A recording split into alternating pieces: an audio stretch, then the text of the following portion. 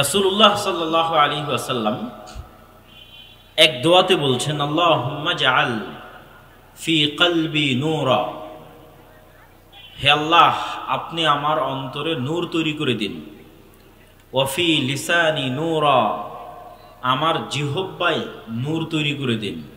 ওয়া ফি সামঈ নূরা, আমার দৃষ্টিশক্তি শ্রবণ শক্তিতে নূর তৈরি করে দিন। ওয়া ফি বাসারি নূরা, আমার দৃষ্টিশক্তিতে নূর তৈরি করে দিন। ওয়া মিন ফাওকি নূরা, আমার উপরে নূর তৈরি করে দিন। ওয়া মিন তাহতি নূরা, আমার নিচে নূর তৈরি করে দিন।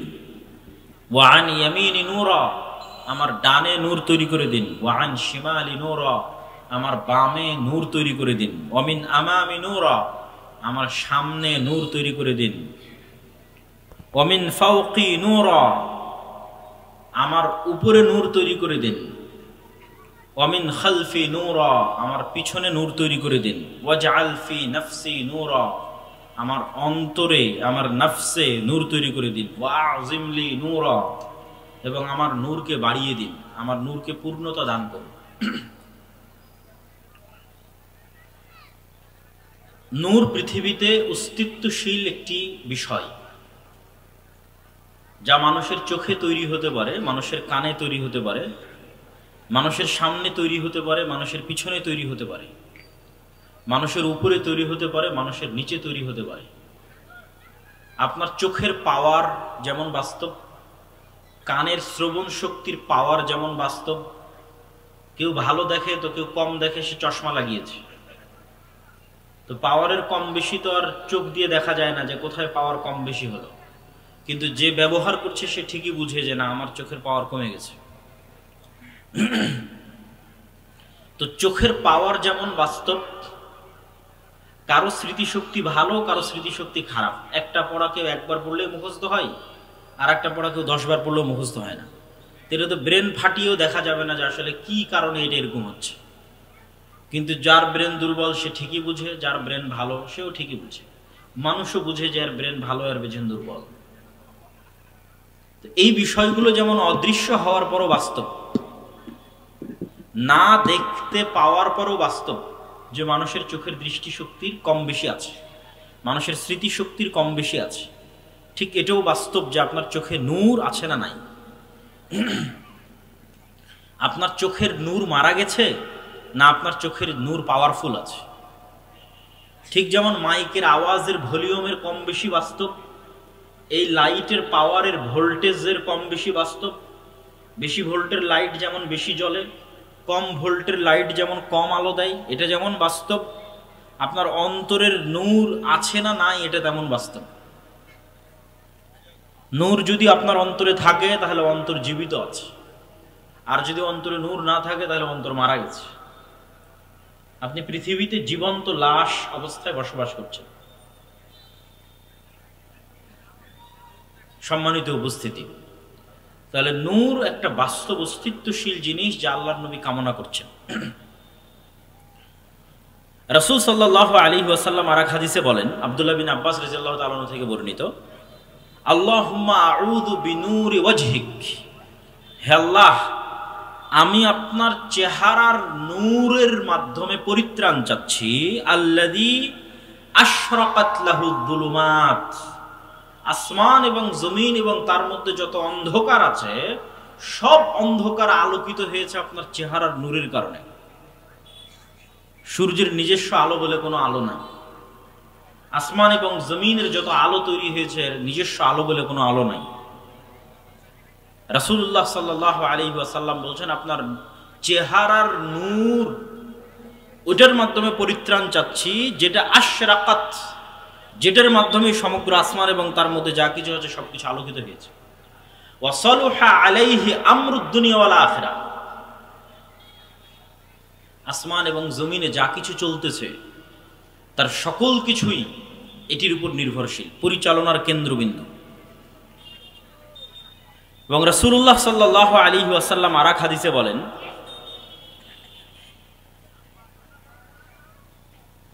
আল্লাহ সুবহানাহু ওয়া তাআলার নিকটে লা লাইলা ওয়া লা নাহার, আল্লাহ সুবহানাহু ওয়া তাআলার নিকটে কোনো রাত নাই, কোনো দিন নাই। দিন এবং রাত আল্লাহর সৃষ্টি, মানুষের জন্য সীমাবদ্ধ। আল্লাহ সুবহানাহু ওয়া তাআলার নিকটে কোনো সময় নাই, কোনো রাত এবং কোনো দিন নাই। রাত এবং দিন মানুষের জন্য। হিজাবুহুন নূর, আল্লাহ সুবহানাহু ওয়া তাআলার হিজাব হচ্ছে তার নূর, পর্দা হচ্ছে তার নূর। আসমান এবং জমিন এবং আল্লাহর সৃষ্টিজীব এবং আল্লাহর মধ্যে আড় তৈরিকারী হচ্ছে নূর। লাউ কাশাফাহু লা আহরাকাত সুবহাতু ওয়াজহিহি, যদি আল্লাহ সুবহানাহু ওয়া তাআলা এই নূর সরিয়ে নিতেন, তার চেহারাকে প্রকাশ করে দিতেন, তাহলে তার চেহারার জ্যোতিতে আসমান এবং জমিন ভস্মীভূত হয়ে যেত, জ্বলে পুড়ে ছারখার হয়ে যেত। তো আসমান এবং জমিন টিকে আছে, মানুষ এবং সৃষ্টিজীব টিকে আছে আল্লাহ সুবহানাহু তাআলার চেহারা ঢেকে থাকার কারণে। আল্লাহ সুবহানাহু তাআলার চেহারা ঢেকে আছে কি দিয়ে? নূর দিয়ে। হিজাবুহুন নূর। লাইসা ইনদা রাব্বিকুম লাইলুন ওয়া নাহার, তোমাদের প্রতিপালকের নিকটে কোনো রাত দিন নাই। হুয়া নূরুস সামাওয়াতি ওয়াল আরজ, আল্লাহ নিজেই আসমান এবং জমিনের নূর। কোরআনের আয়াতে আল্লাহ সুবহানাহু ওয়া তাআলা বলেছেন আল্লাহু নূরুস সামাওয়াতি ওয়াল আরজ, আল্লাহ হচ্ছেন আসমান এবং জমিনের নূর। সম্মানিত উপস্থিতি, এবার আল্লাহ সুবহানাহু ওয়া তাআলা নূর থেকে তৈরি করেছেন ফেরেশতাকে। খলিকাতিল মালাইকাতু মিন নূর, ফেরেশতারা তৈরি হয়েছে নূর থেকে। আল কোরআন নূর, কোরআন হচ্ছে নূর। আল ইসলাম নূর, ইসলাম হচ্ছে নূর।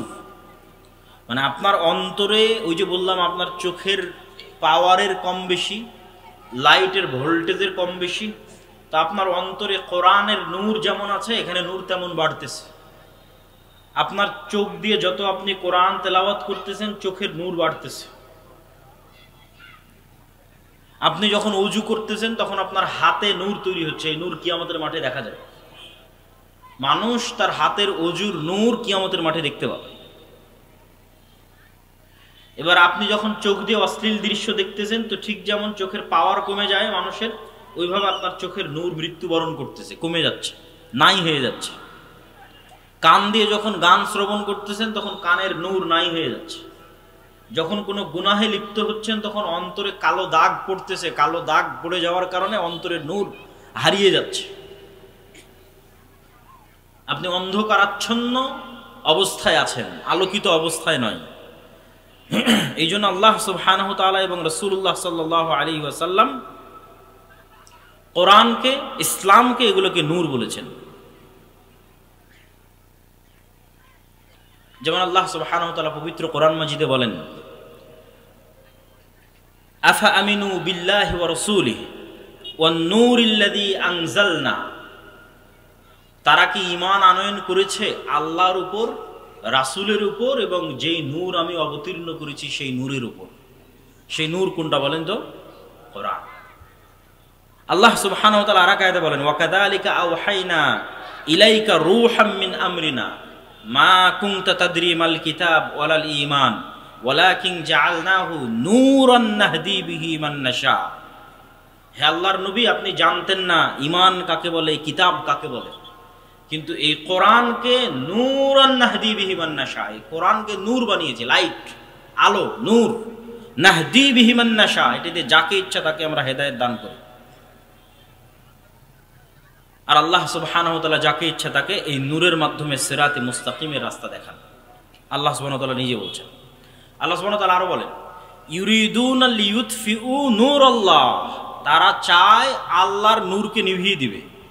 ওয়াল্লাহু মুতিম্মু নূরিহি, আর আল্লাহ তার নূরকে পূর্ণতা দান করবেন। এখানে আল্লাহর নূর কোনটা বলেন তো? ইসলাম। এখানে আল্লাহর নূর কোনটা? ইসলাম। তাহলে ইউরিদুনা লিইউতফিউ নূরাল্লাহ, তারা আল্লাহর নূরকে নিভিয়ে দিতে চায়। আল্লাহর নূর হচ্ছে ইসলাম, আল্লাহর নূর হচ্ছে কোরআন। ইয়া আইয়ুহাল্লাযীনা আমানুত্তাকুল্লাহ ওয়া আমিনু বিরাসূলিহি ইউতিকুম কিফলাইন মির রাহমাতিহি ওয়া ইয়াজআল লাকুম নূরান তামশুনা বিহি। মানুষের আমল যে নূর তৈরি করবে, এ বিষয়ে আল্লাহ সুবহানাহু ওয়া তাআলা স্পষ্টভাবে পবিত্র কোরআন মাজিদে বলেছেন, ওয়াল্লাযীনা আমানু মাআহু নূরুহুম ইয়াসআ বাইনা আইদিহিম ওয়া বিআইমানিহিম। কিয়ামতের মাঠে মানুষ দেখবে তাদের আমলের নূর তাদের ডানে বামে বিচ্ছুরিত হচ্ছে এবং সিরাতে মুস্তাকিম অতিক্রম করবে, সিরাত অতিক্রম করবে, পুল সিরাত অতিক্রম করবে দুনিয়াতে যত বেশি নূর অর্জন করেছে সেই নূর দিয়ে। ওয়াল্লাযীনা আমানু মাআহু নূরুহুম ইয়াসআ বাইনা আইদিহিম, তাদের ডানে এবং বামে তাদের আমলের নূর বিচ্ছুরিত হতে থাকবে কিয়ামতের মাঠে। আল্লাহ সুবহানাহু ওয়া তাআলা পবিত্র কোরআন মাজিদে আরো বলেন, ওয়াল্লাযীনা আমানু বিল্লাহি ওয়া রাসূলিহি উলাইকা হুমুস সিদ্দিকুনা ওয়াশ শুহাদা ইনদা রাব্বিহিম লাহুম আজরুহুম ওয়া নূরুহুম। যারা সিদ্দিক এবং শুহাদা তাদের যেমন নেকি আছে তেমন তাদের নূরও আল্লাহর কাছে পাওনা আছে। কিয়ামতের মাঠে তারা তাদের নূর পাবে, যে নূর দুনিয়াতে অর্জন করেছে। ইসলামের প্রতি আমল করেছে, নূর অর্জন করেছে। কোরআন তেলাওয়াত করেছে, নূর অর্জন করেছে। ওযু করেছে, নূর অর্জন করেছে। সালাত আদায় করেছে, নূর অর্জন করেছে। এগুলো সব বাস্তবে যেমন আপনি লাইট বন্ধ হয় এবং নিভে যাওয়া দেখছেন, ঠিক আপনার অন্তরের নূর আছে অথবা নাই এটা বাস্তব। আপনার চোখে নূর আছে অথবা নাই এটা বাস্তব। ইয়াউমা তারাল মুমিনিনা ওয়াল মুমিনাত, কিয়ামতের দিন মুমিন এবং মুমিনারা দেখবে নূরুহুম বাইনা আইদিহিম ওয়া বিআইমানিহিম, দেখবে তাদের আমলের নূর ছুটে বেড়াচ্ছে তাদের ডানে এবং তাদের বামে। বুশরাকুমুল ইয়াউমা জান্নাত, তোমাদের জন্য আজকে সুসংবাদ, এই নূর ধারণকারীদের জন্য সুসংবাদ হচ্ছে জান্নাত। সম্মানিত উপস্থিতি, নূর থাকলে হৃদয় জীবিত আছে, নূর নাই হৃদয় মারা গেছে, মৃত্যুবরণ করেছে। নূরের হৃদয় পরিপূর্ণ অবস্থায় আছে, শয়তান ভয়ে পালাবে। এটা হচ্ছে আপনার নফসে, আপনার হৃদয় নূরের পাওয়ারের প্রভাব। যেমন খুব ভয়ঙ্কর প্রজ্বলমান লাইটের দিকে যেমন তাকানো যায় না, সূর্যের দিকে যেমন তাকানো যায় না, আল্লাহ সুবহানাহু ওয়া তাআলার চেহারা যেমন এই চর্মচক্ষু দিয়ে দেখা যায় না, ঠিক কারো হৃদয়ের নূর যদি এতটা প্রভাবশালী হয় তো শয়তান ধারে কাছে আসবে না। যেমন উমর রাদিয়াল্লাহু তাআলা আনহুকে দেখে শয়তান রাস্তা পরিবর্তন করে নিত। এটা হচ্ছে তার হৃদয়ের ভোল্টেজ, নূরের পাওয়ার। আর যদি নূর না থাকতে থাকতে থাকতে থাকতে একদমই নাই, কালো কুচকুচে অন্তর হয়ে গেছে, তাহলে এর ধারে কাছে আর ফেরেশতা নাই, এই সবসময় এখন শয়তানের গোলাম। পৃথিবীতে মানুষ দুই ধরনের জীবের সাথে বন্ধুত্ব করে। মানুষের সাথে মানুষের বন্ধুত্ব যত সত্য, মানুষের সাথে মানুষের সম্পর্ক যত সত্য, তার চেয়ে বেশি সত্য মানুষের সাথে ফেরেশতার বন্ধুত্ব, তার চেয়ে বেশি সত্য মানুষের সাথে শয়তানের বন্ধুত্ব। কেন? আপনি জন্মের পর আপনার বাবা মাকে দেখেছেন, আপনার বাবা মা যে আছে এটার উপর আপনার বিশ্বাস যত মজবুত, আপনার বাবা মায়ের অস্তিত্বের বিশ্বাস যত সত্য, আপনি বিয়ের পর আপনার চোখের সামনে আপনার সন্তান হয়েছে, আপনার সন্তানের অস্তিত্বের বিশ্বাস যত সত্য, আপনার সাথে ফেরেশতা আছে এবং শয়তান আছে, আপনার রূহ এবং নফসের সাথে তারা চলাচল করছে, আপনি হয় শয়তানের বন্ধু না হয় ফেরেশতার বন্ধু, এটা তার চেয়ে বেশি সত্য। কেন? আদম আলাইহিস সালাতু ওয়াস সালামকে যখন আল্লাহ সুবহানাহু ওয়া তাআলা সৃষ্টি করেছেন, তখন আদম আলাইহিস সালাতু ওয়াস সালাম সৃষ্টি হওয়ার পর সর্বপ্রথম তার স্ত্রীকে দেখেনি, সর্বপ্রথম তার ছেলেকে দেখেনি, তার বাপ মাকে দেখেনি। তার তো বাপ মাই নাই, দেখবে কিভাবে? তাহলে আদম আলাইহিস সালাতু ওয়াস সালাম সর্বপ্রথম ভিন্ন জগতের দুটো প্রাণীর সাথে পরিচিত হয়েছে। ওয়াইদ ক্বালা রাব্বুকা লিল মালাইকাতি ইন্নী জাইলুন ফিল আরদি খলিফা ক্বালু আতাজআলু ফিহা মান ইউফসিদু ফিহা ওয়া ইয়াসফিকুদ দিমা। যখন আল্লাহ ফেরেশতাদের ডেকে বললেন আমি পৃথিবীতে আমার প্রতিনিধি সৃষ্টি করতে চাই, তোমরা কি বলো? তো আল্লাহ বললেন আপনি কি পৃথিবীতে এমন কাউকে সৃষ্টি করবেন যারা ফিতনা ফাসাদ তৈরি করবে? আর আমরা তো আপনার তাসবিহ পাঠ করছি। তো আদম আলাইহিস সালাম সৃষ্টি হওয়ার আগে থেকেই ফেরেশতাদের সাথে আলাপ আলোচনা চলতেছে। এবার আদম আলাইহিস সালাম সৃষ্টির পরেই দুইটা ভিন্ন জগতের প্রাণীর সাথে উনি পরিচিত হচ্ছেন, একটা ফেরেশতা যারা আল্লাহর আদেশে তার সামনে সিজদা করলো, আর একটা শয়তান ইবলিস যে আল্লাহর আদেশে সৃষ্টি করলো না। তাহলে মানুষ পৃথিবীতে সৃষ্টি হওয়ার পর সর্বপ্রথম আরেক মানুষের সাথে বন্ধুত্ব হয়নি, সর্বপ্রথম আরেক মানুষের সাথে শত্রুতা হয়নি, সর্বপ্রথম বন্ধুত্ব হয়েছে ভিন্ন জগতের প্রাণীর সাথে, সর্বপ্রথম শত্রুতা হয়েছে ভিন্ন জগতের প্রাণীর সাথে। আমরা আদমেরই সন্তান, তাই আমার সন্তানের অস্তিত্বের চাইতে আমার সাথে ফেরেশতা আছে এটা বেশি সত্য। কেন আমার জন্মের পরে, সৃষ্টির পরে প্রথম পরিচিত হয়েছে ফেরেশতার সাথে। আমার পিতামাতা আছে এটার চাইতে বেশি সত্য আমার সাথে শয়তান আছে। হয় আমরা যারা এখানে উপস্থিত আছি, হয় আমরা শয়তানের বন্ধু, না হয় ফেরেশতার বন্ধু। হয় শয়তানের গোলাম, আর না হয় এত বেশি পরিমাণ নূর তৈরি করেছি সবসময় আশেপাশে ফেরেশতা থাকে। দুটোর একটা। সম্মানিত উপস্থিতি, ফেরেশতার অস্তিত্ব হচ্ছে ঈমান বিল গায়েবের একটা বড় অংশ, কিন্তু আমরা ফেরেশতার অস্তিত্বে বিশ্বাসই করি না, তো ঈমান কিভাবে রাখব? এই জন্য আমরা আলোচনা শুরু করেছি নূর দিয়ে, যে নূরের অস্তিত্ব সত্য, নূর থেকে ফেরেশতা তৈরি। এখন আপনি প্রশ্ন করবেন, আমরা তো চোখে দেখতে পাই না নূর, ফেরেশতাকেও তো চোখে দেখি না, তাহলে কেমনে বুঝবো ফেরেশতা আছে? এটার জন্য আমি দু একটা উদাহরণ আপনাদের সামনে দিই, যে উদাহরণগুলি দিলে আপনাদের কাছে পরিষ্কার হবে যে ফেরেশতা আছে, কিভাবে আছে, আপনি কেমনে দেখতে পারেন ফেরেশতাকে, কেমনে দেখা সম্ভব ফেরেশতাকে, ফেরেশতার অস্তিত্ব কেন সত্য, কতটা সত্য। আল্লাহ সুবহানাহু ওয়া তাআলা তার প্রত্যেকটা জিনিসের আলামত তার সৃষ্টিজীবের মধ্যেই লুকিয়ে রেখেছেন কোনো না কোনোভাবে। মানুষ চিন্তা এবং গবেষণা করলে পেয়ে যাবেই যাবে, শুধু চিন্তা গবেষণার অভাব। আজকে আমরা আমাদের যুগে এমন অসংখ্য আলো ব্যবহার করতেছি যে আলোগুলো আমরা সচক্ষে দেখি না, কিন্তু বিজ্ঞান ধরতে পারে। ঠিক ক্যামেরা আমার ছবি ধারণ করতেছে, আমার দৃশ্যটা আলোর মাধ্যমে ক্যামেরায় যাচ্ছে, আলোর মধ্যে দিয়ে ক্যামেরায় গিয়ে পৌঁছতেছে।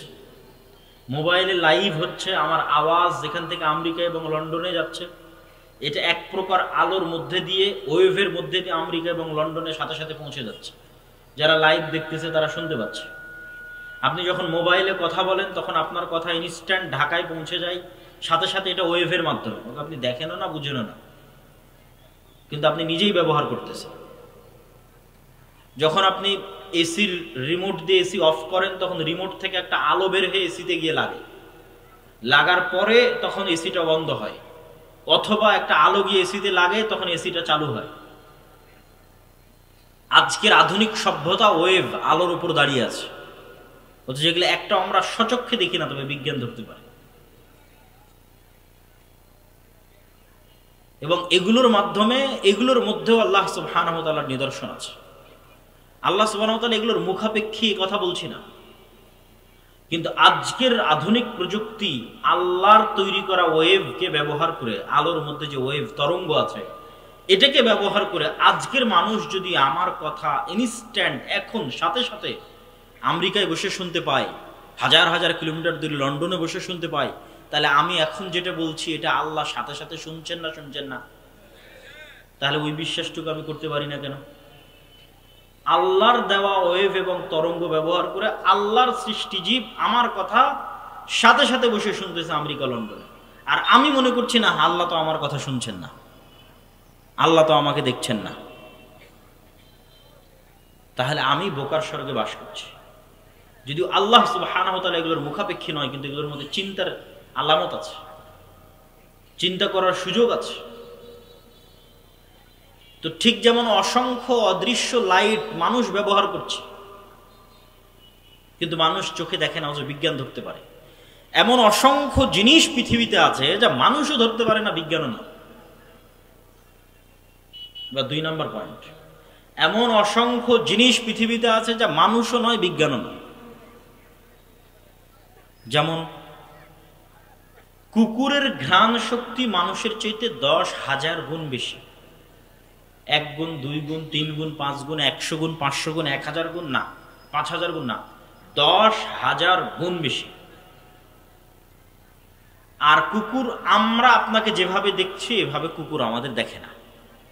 আমি আজকে এখানে এসেছি, আপনি আমার হাইট জানেন, আমার উচ্চতা জানেন, আমার চেহারা জানেন, আমার দাড়ি কেমন, চাপ না পাতলা না কতটুকু লম্বা, সব দেখে আপনি চিনতে পারছেন এটা তো আব্দুল্লাহ ভাই। আবার আপনি আমার আওয়াজ জানেন, আওয়াজ শুনে চিনতে পারতেছেন এটা আব্দুল্লাহ বিন আব্দুর রাজ্জাক। কিন্তু কুকুর যখন মানুষকে দেখে তখন মানুষের এই পুরো চেহারা সে দেখে না। কেন? এই ধরনের 3D ত্রিমাত্রিক ভিডিও দেখার মতো চক্ষু আল্লাহ সুবহানাহু ওয়া তাআলা কুকুরকে দেয়নি। কুকুর মাত্র নির্ধারিত দুই একটা রং দেখতে পায়, দুই একটা কালার দেখতে পায়। ফলত একটা সাদা কালো ছবি আর একটা রঙিন ছবির মধ্যে যেমন পার্থক্য, এর চাইতেও বেশি পার্থক্য তৈরি হয় কুকুরের দেখা আর আমার এবং আপনার দেখার মধ্যে। আমরা রঙিন 3D ত্রিমাত্রিক স্পষ্ট ক্লিয়ার দেখতে পাচ্ছি, আর কুকুরের দেখাটা অনেক পার্থক্য। ও বুঝতেই পারবে না যে এক মানুষের সাথে আর এক মানুষের কি পার্থক্য, এটা পার্থক্যই করতে পারবে না। তার দেখাটা এত লিমিটেড, আবার এত সূক্ষ্ম। তাহলে কুকুর কেমনে চিনে যে এটা মানুষ? ঘ্রাণ, এত সূক্ষ্ম ঘ্রাণ আল্লাহ সুবহানাহু ওয়া তাআলা কুকুরকে দিয়েছে যে যেটার ঘ্রাণ আমি আপনি পাই না বলছি, যেটার ঘ্রাণ নাই সেটারও ঘ্রাণ কুকুর পাবে। আমি যদি বলি না আমার কাপড়ের তো কোনো ঘ্রাণ নাই ভাই, কোনো ঘ্রাণ পাচ্ছেন আপনি না, তাহলে এখন আপনি যদি বলেন না এই কাপড়ের কোনো ঘ্রাণ নাই, এটা মিথ্যা কথা হবে। এই কাপড়েরও ঘ্রাণ আছে, মানুষের পাওয়ার ক্ষমতা নাই, মানুষের তৈরি করা কোনো যন্ত্রের পাওয়ার ক্ষমতা নাই, আল্লাহর তৈরি করা সৃষ্টি কুকুরের পাওয়ার ক্ষমতা আছে। এই কাপড়টা ওর গায়ে দেন, দিয়ে বলেন আব্দুল্লাহ কোথায় আছে খুঁজে বের করে নিয়ে আসতে, 100 কিলোমিটারের মধ্যে থেকে খুঁজে বের করে নিয়ে আসবে। তাহলে কোনো কিছুর ঘ্রাণ নাই, আমি পাচ্ছি না এই জন্য ঘ্রাণ নাই, কোনো যন্ত্র পাচ্ছে না এই জন্য ঘ্রাণ নাই, এটা মিথ্যা কথা। ওর ঘ্রাণ এত সূক্ষ্ম লেভেলের যে আমার পাওয়ার ক্ষমতা আল্লাহ দেয়নি, আমার এই নাকে দেয়। ওইটার ঘ্রাণ এত সূক্ষ্ম লেভেলের যে ওটা পাওয়ার ক্ষমতা আল্লাহ সুবহানাহু ওয়া তাআলা বিজ্ঞানীদের যন্ত্রকে দেয়নি, কিন্তু এটা পাওয়ার ক্ষমতা আল্লাহর সৃষ্টিজীব কুকুরের আছে। ঠিক শোনার ক্ষেত্রেও, শ্রবণের ক্ষেত্রেও আল্লাহর এমনও প্রাণী আছে এত সূক্ষ্ম লেভেলে তার আওয়াজ শুনতে পায়। তার মধ্যে একটা হাতি। আপনি আরো খুঁজে দেখেন যে কোন প্রাণী সবচেয়ে সূক্ষ্ম আওয়াজ শুনে, সূক্ষ্ম থেকে সূক্ষ্ম আওয়াজ যা মানুষ শুনতে পারবে না সে আওয়াজ। এদিক দিয়ে একটা পিঁপড়া হেঁটে যাচ্ছে, এই পিঁপড়া হাঁটার যে কোনো আওয়াজ আছে, আপনি বলবেন না পিঁপড়া তো নিঃশব্দে চলছে, কোনো আওয়াজ নাই। পিঁপড়া হাঁটারও আওয়াজ আছে, কিন্তু ওই আওয়াজ শোনার ক্ষমতা আমার নাই। ওই আওয়াজ শোনার ক্ষমতা হাতির আছে, সূক্ষ্ম লেভেলের আওয়াজ। তাহলে কবরের আযাব আমি শুনছি না, তার মানে কবরের আযাব হচ্ছে না, এটা মিথ্যা কথা। কবরের আযাব যেই লেভেলের সূক্ষ্ম, ওই লেভেলের সূক্ষ্ম আওয়াজ শোনার ক্ষমতা মানুষের কানের আল্লাহ দেয়নি, কিন্তু আল্লাহর অন্য সৃষ্টিজীবের সেই সক্ষমতা আছে শোনার। আমি ওই লাইট, ওই নূরের ওই লাইট দেখতে পাচ্ছি না, তার মানে এখানে আশেপাশে ফেরেশতা না, এটা মিথ্যা কথা। রাসূলুল্লাহ সাল্লাল্লাহু আলাইহি ওয়াসাল্লাম বলছেন, ইজা সামি'তুম সিয়াহাদ দীকা ফাসআলুল্লাহ মিন ফাজলিহি ফাইন্নাহা রাআত মালাকান। রাসূলুল্লাহ বলছেন, যখন তোমরা মোরগের ডাক শুনতে পাও তখন তোমরা আল্লাহর কাছে কল্যাণের দোয়া করো। কেন? ফাইন্নাহা রাআত মালাকান, মোরগ ফেরেশতা দেখতে পায়। বলেন আল্লাহু আকবার। তাহলে আল্লাহর সৃষ্টিজীব মোরগের ওই লেভেলের আলো দেখার সক্ষমতা আছে, যেই লেভেলের আলো হচ্ছে নূর। আমার দেখার, আমার চোখের সেই সক্ষমতা, সেই পাওয়ার আল্লাহ সুবহানাহু ওয়া তাআলা দেয়। তার মানে না এটা মিথ্যা কথা আছে। রাসূলুল্লাহ সাল্লাল্লাহু আলাইহি ওয়াসাল্লাম বলেন, ওয়াইজা সামি'তুম নুহাকাল হিমার ফাতাআউযু বিল্লাহি মিনাশ শাইতান ফাইন্নাহু রাআ শাইতানান। আর যখন তোমরা গাধার চিৎকার শুনো তখন আল্লাহর কাছে শয়তান থেকে বাঁচতে চাও, কেননা গাধা শয়তানের আলো দেখতে পায়। শয়তান আগুনের তৈরি, আগুনের যেই প্রকারের সূক্ষ্ম আলো দিয়ে শয়তান তৈরি করা হয়েছে ওই প্রকারের সূক্ষ্ম আলো গাধা দেখতে পায়। নূরের যেই প্রকারের সূক্ষ্ম আলো দিয়ে ফেরেশতা তৈরি করা হয়েছে ওই প্রকারের সূক্ষ্ম আলো মোরগ দেখতে পায়। তাহলে ফেরেশতা এবং শয়তানের অস্তিত্ব কাল্পনিক না বাস্তব? কথা বলে না যে কাল্পনিক না বাস্তব? আপনার সন্তানের অস্তিত্বের চাইতে সত্য, আপনার পিতার অস্তিত্বের চাইতে সত্য যে আমার এবং আপনার সাথে ফেরেশতা এবং শয়তান আছে। কেন? আমাদের আদি পিতা আদম আলাইহিস সালাম জন্মের পর এদের সাথে পরিচিত হয়েছে, মানুষের সাথে। তখন থেকে ফেরেশতা এবং শয়তান মানুষের সাথে কানেক্টেড। এবং মানুষের অন্তর, মানুষের কাল্ব এত আপার লেভেলের মেশিন। কেন মেশিন বলতেছি? মানুষের ব্রেন পৃথিবীর হাজার হাজার লক্ষ লক্ষ কম্পিউটারের চেয়ে বেশি সূক্ষ্ম লেভেলের মেশিন, তো স্পষ্ট মেশিন। কাফা বিনাফসিকাল ইয়াউমা আলাইকা হাসিবা, আল্লাহ বলছেন আজকে তোমার হিসাব নেওয়ার জন্য তুমিই যথেষ্ট। তো আমার হিসাব নেওয়ার জন্য আমি যথেষ্ট, আর অনেকগুলো মাধ্যম হতে পারে, কিন্তু একটা সহজ মাধ্যম বলি, সেটা হচ্ছে আমার ব্রেন। বিজ্ঞানীরা বলতেছে যে মানুষের ব্রেনের ধারণ ক্ষমতা, মানুষের বয়স যদি 1000 বছর হতো, তাহলে 1000 বছরে যা দেখতো, যা শুনতো, যা বলতো, তার সব কিছুই ব্রেনে সেভ করে রাখা সম্ভব। কিন্তু মানুষ তো রাখে মাত্র 60 বছর, ইউজ করে মাত্র 60 বছর। মানুষের ব্রেনের পর্দা দিয়ে যদি সমগ্র পৃথিবীকে ঘিরে ফেলা হয়, তো কয়েকবার পুরো পৃথিবী ঘেরা যাবে, এতটা পাওয়ারফুল মানুষের ব্রেন। তাহলে আমি চোখ দিয়ে দেখতেছি এটাই ক্যামেরার লেন্স, ওই ক্যামেরা যেমন ওর মেমোরি কার্ডে সেভ করতেছে, আমার চোখ দিয়ে দেখা সেভ কোথায় হচ্ছে? ব্রেনে সেভ হচ্ছে। আপনি তো, আপনার তো মনে থাকে, যা করেন সব মনে থাকে, যা দেখেন সব মনে থাকে। কোথায় গিয়ে সেভ হয়? এখানে গিয়ে সেভ হয়, ব্রেনে গিয়ে সেভ হয়। এখন ইলন মাস্ক গবেষণা করতেছে যে মানুষের ব্রেনের সাথে ইন্টারনেট লাগাবে। তো মানুষের ব্রেনের সাথে ইন্টারনেট লাগলে মানুষই তো তার ডাটা ট্রান্সফার করে দেখতে পারবে, কি কি দেখেছে, কি কি মুখস্থ করেছে, কি কি আছে ওর ব্রেনের মধ্যে, যদি ব্রেনের মেমোরিকে রিড করার সক্ষমতা মানুষ অর্জন করে। তাহলে মানুষই যদি এই সক্ষমতা অর্জন করে, তো কিয়ামতের মাঠে কাফা বিনাফসিকাল ইয়াউমা আলাইকা হাসিবা, তোমার হিসাব নেওয়ার জন্য তো তুমিই যথেষ্ট বাবা, তোমার ব্রেনে তো সবই সেভ আছে। তোমার ব্রেনে তুমি যা ভিডিও দেখেছো তাও সেভ হয়ে আছে, যে কি কি ভিডিও দেখেছো, যা গান শুনেছো তাও সেভ হয়ে আছে, তুমি কি কি গান শুনেছো, যা কাজ করেছো তাও সেভ হয়ে আছে। তাহলে আর কিসের সাক্ষী দরকার? কাফা বিনাফসিকাল ইয়াউমা আলাইকা হাসিবা, আজকে তুমি যথেষ্ট তোমার হিসাব নেওয়ার। এত ভয়ঙ্কর মেশিন এখানে লাগানো আছে। এর চেয়ে তো টপ লেভেলের মেশিন হচ্ছে অন্তর। মেশিন বলতেছি বুঝার সুবিধার্থে। কিভাবে, কেন বললাম এত টপ লেভেলের? এই জন্য যে মোবাইল দিয়ে মানুষের সাথে মানুষের যোগাযোগ হয়। পৃথিবীর এমন কোনো মেশিন আবিষ্কার হয়নি যে ফেরেশতার সাথেও যোগাযোগ করতে পারে, শয়তানের সাথেও যোগাযোগ করতে পারে। কিন্তু আমাদের শরীরের মধ্যে, যেখানে রাসূলুল্লাহ বলছে যে আত্তাকওয়া হাহুনা, যেটা কলব, যেখানে রূহ থাকে, সেই জায়গাটা এত টপ ক্লাস যে এ যেমন মানুষের সাথেও ভালোবাসা মহব্বত করতে পারে, ঘৃণা, অন্তর, রাগ, দুঃখ, ক্ষোভ, চোখের পানি সব এখান থেকে তৈরি হয়, আবেগ, অনুভূতি সব এখান থেকে তৈরি হয়। তো এই যেমন মানুষের প্রতি ভালোবাসা রাখতে পারে, মানুষের সাথে বন্ধুত্ব তৈরি করতে পারে, এই আপার লেভেলের মেশিন শয়তানের সাথেও কানেকশন তৈরি করতে পারে, ফেরেশতার সাথেও পারে। এটা ফেরেশতা এবং শয়তানের অস্তিত্বের সাথে আপনার কানেকশনের বাস্তবতা বোঝানোর জন্য আপনাকে মেশিনগুলো উদাহরণ দিয়েছে, যাতে আপনি বাস্তবতা বুঝতে পারেন যে ঠিক মেসেঞ্জারে যেমন আপনি চ্যাট করতেছেন, হোয়াটসঅ্যাপে যেমন মেসেজ দিচ্ছেন, ওর চাইতে বাস্তব আপনার এই রূহ, নফস, আপনার এই কলবের সাথে শয়তানের সম্পর্ক এবং ফেরেশতার সম্পর্ক।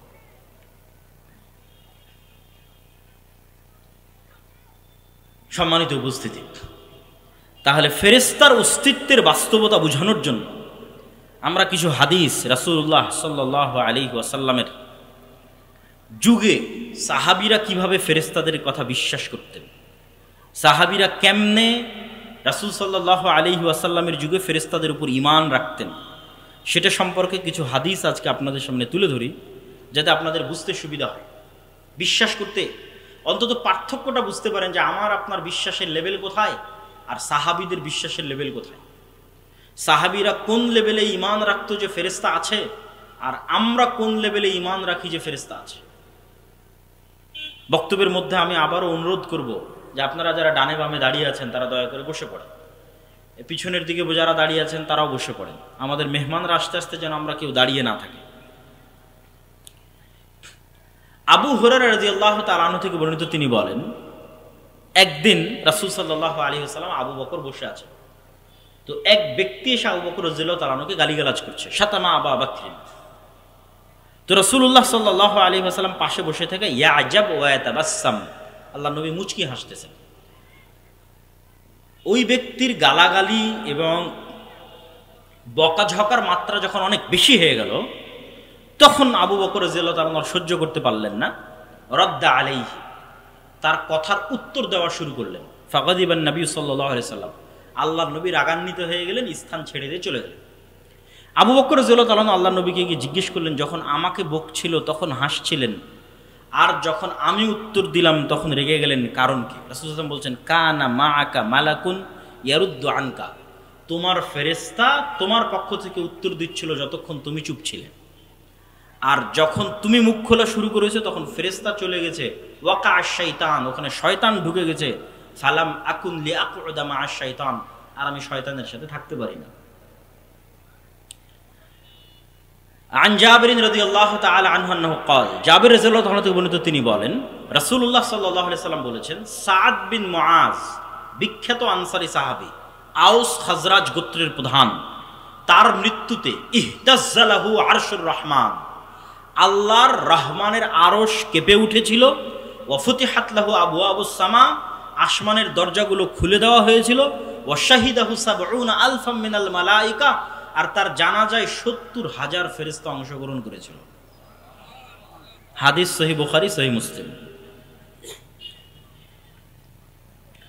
আয়েশা রাদিয়াল্লাহু তাআলা থেকে বর্ণিত তিনি বলেন, ক্বালাত ইন্নামা কানাত জানাযাতু সাদ ইবনে মুআয সাকিলাতান আলাল কওম, সাদ ইবনে মুআযের জানাজা খুব ভারী মনে হচ্ছিল মানুষের কাছে। তো যখন রাসূলুল্লাহ সাল্লাল্লাহু আলাইহি সাল্লামের কাছে এই কথা পৌঁছলো, তিনি বললেন, ইন্নাল মালায়েকাতা কানাত তাহমিলু, এই জানাজার সাথে এত বেশি পরিমাণে ফেরেশতা আছে যে ফেরেশতার আধিক্যের কারণে ভারী হয়ে এসেছে। জাবির বিন আব্দুল্লাহ রাদিয়াল্লাহু তাআলা থেকে বর্ণিত তিনি বলেন, যখন আমার পিতা মারা গেল তখন আমি আমার পিতার লাশের পাশে দাঁড়িয়ে ক্রন্দন করছিলাম। তো রাসূলুল্লাহ সাল্লাল্লাহু আলাইহি ওয়াসাল্লাম আমাকে বললেন, লা তাবকি, কাঁদিও না, মা যালাতিল মালায়েকাতু তুজিল্লুহু বিআজনিহাতিহা, তোমার বাবার লাশ ফেরেশতারা ছায়া দিয়ে ঢেকে রেখেছে। সহিহ বুখারী, সহিহ মুসলিম। আবু সাঈদ খুদরী রাদিয়াল্লাহু তাআলা থেকে বর্ণিত তিনি বলেন, উসাইদ বিন হুযাইর নামে এক সাহাবী ইয়াকরাউ মিনাল লাইলি মিন মারবাদিহি, তার ঘোড়ার আস্তা বলে একদিন কোরআন তেলাওয়াত করছিলেন। তো কোরআন তেলাওয়াতের এক পর্যায়ে তার ঘোড়া লাফানো শুরু করলো। তো পাশে যেহেতু বাচ্চা শুয়েছিল, ঘোড়া লাফ দিয়ে বাচ্চার উপর উঠে যায় কিনা এই ভয় তিনি কোরআন তেলাওয়াত বন্ধ করে দিলেন। তারপরে আবার কিছুক্ষণ পর তিনি কোরআন তেলাওয়াত শুরু করলেন, এবং আবার যখন কোরআন তেলাওয়াত শুরু করলেন তখন আবার একই দৃশ্য দেখলেন। পাশাপাশি তিনি এটাও বলছেন, ফাইদা মিসলু দুল্লাহ ফিহা আমসালুস সুরুজ, তিনি ছায়া সদৃশ আলোকজ্বলিত কিছু দেখতে পাচ্ছিলেন তার মাথার উপরে।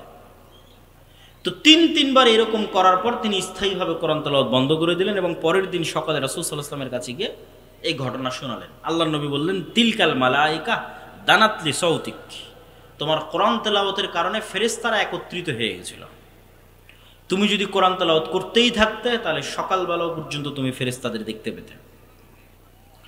আব্দুল্লাহ বিন আব্বাস রাদিয়াল্লাহু তাআলা থেকে বর্ণিত তিনি বলেন, আন্নান নবী সাল্লাল্লাহু আলাইহি ওয়াসাল্লাম ক্বালা ইয়াউমা বাদরিন, আল্লাহর নবী বদরের যুদ্ধের দিন বলছেন, হাদা জিবরিল আখিযুম বিরাসি ফারাসিহি আলাইহি আদাতুল হারব, এই যে জিব্রাইল যুদ্ধ করতেছে, এই যে জিব্রাইল তোমাদের সামনে বদরের যুদ্ধ করতেছে। আর এক হাদিসে রাসূল সাল্লাল্লাহু আলাইহি ওয়াসাল্লাম বলেন, এটা আব্দুল্লাহ বিন আব্বাস থেকে, বাইনামা রাজুলুম মিনাল মুসলিমিনা ইয়াউমাইযিন ইয়াশতাদ্দু ফি আসারি রাজুলিম মিনাল মুশরিকিনা আমামা, বদরের দিন একজন মুসলমান এক মুশরিককে হত্যা করার জন্য, হামলা করার জন্য পিছন থেকে ধাওয়া করতেছে। তো ধাওয়া করতে গিয়ে সে একটা অদৃশ্য আওয়াজ পেল, আকদিম ইয়া হাইজুম, এগিয়ে চলো হে হাইজুম। এই আওয়াজ পাওয়ার পর সে দেখে যে তার সামনে যে মুশরিকটাকে সে মারার জন্য যাচ্ছিল সে উল্টে পড়ে আছে, এবং তার আঘাতের স্থান থেকে, ক্ষত স্থান থেকে রক্ত বের হচ্ছে। এই ঘটনাকে রাসূল সাল্লাল্লাহু আলাইহি ওয়াসাল্লামকে সাহাবী বলল যে, আল্লাহর নবী, আমি তো এই ব্যক্তিকে হামলা করিনি, তার আগে সে উল্টে পড়ে আহত অবস্থায় আছে এবং ক্ষত স্থান থেকে রক্ত বের হচ্ছে। তো রাসূলুল্লাহ সাল্লাল্লাহু আলাইহি ওয়াসাল্লাম বললেন, সাদাকতা, তুমি সত্য বলেছো, যালিকা মিন মাদাদিস সামাইস সালিসা, এটা ছিল তৃতীয় আসমান থেকে আসা ফেরেশতার আক্রমণ। আল্লাহু আকবার।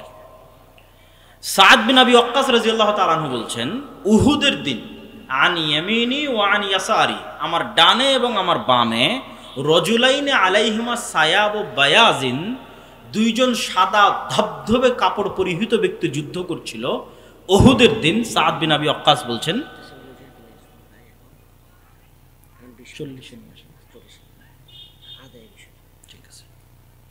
আমার ডানে এবং বামে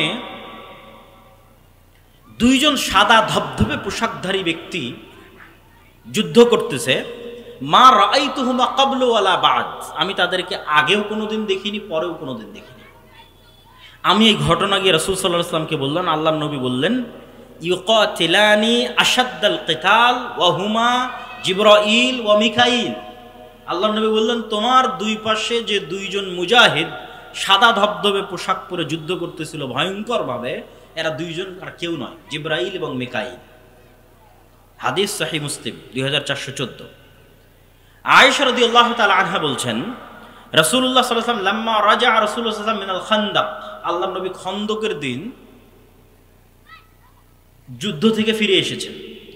খন্দকে মক্কা এবং তার আশেপাশের আরব গোত্রগুলো একত্রিত হয়ে 1 মাস ব্যাপী মদিনাকে ঘিরে রেখেছিল।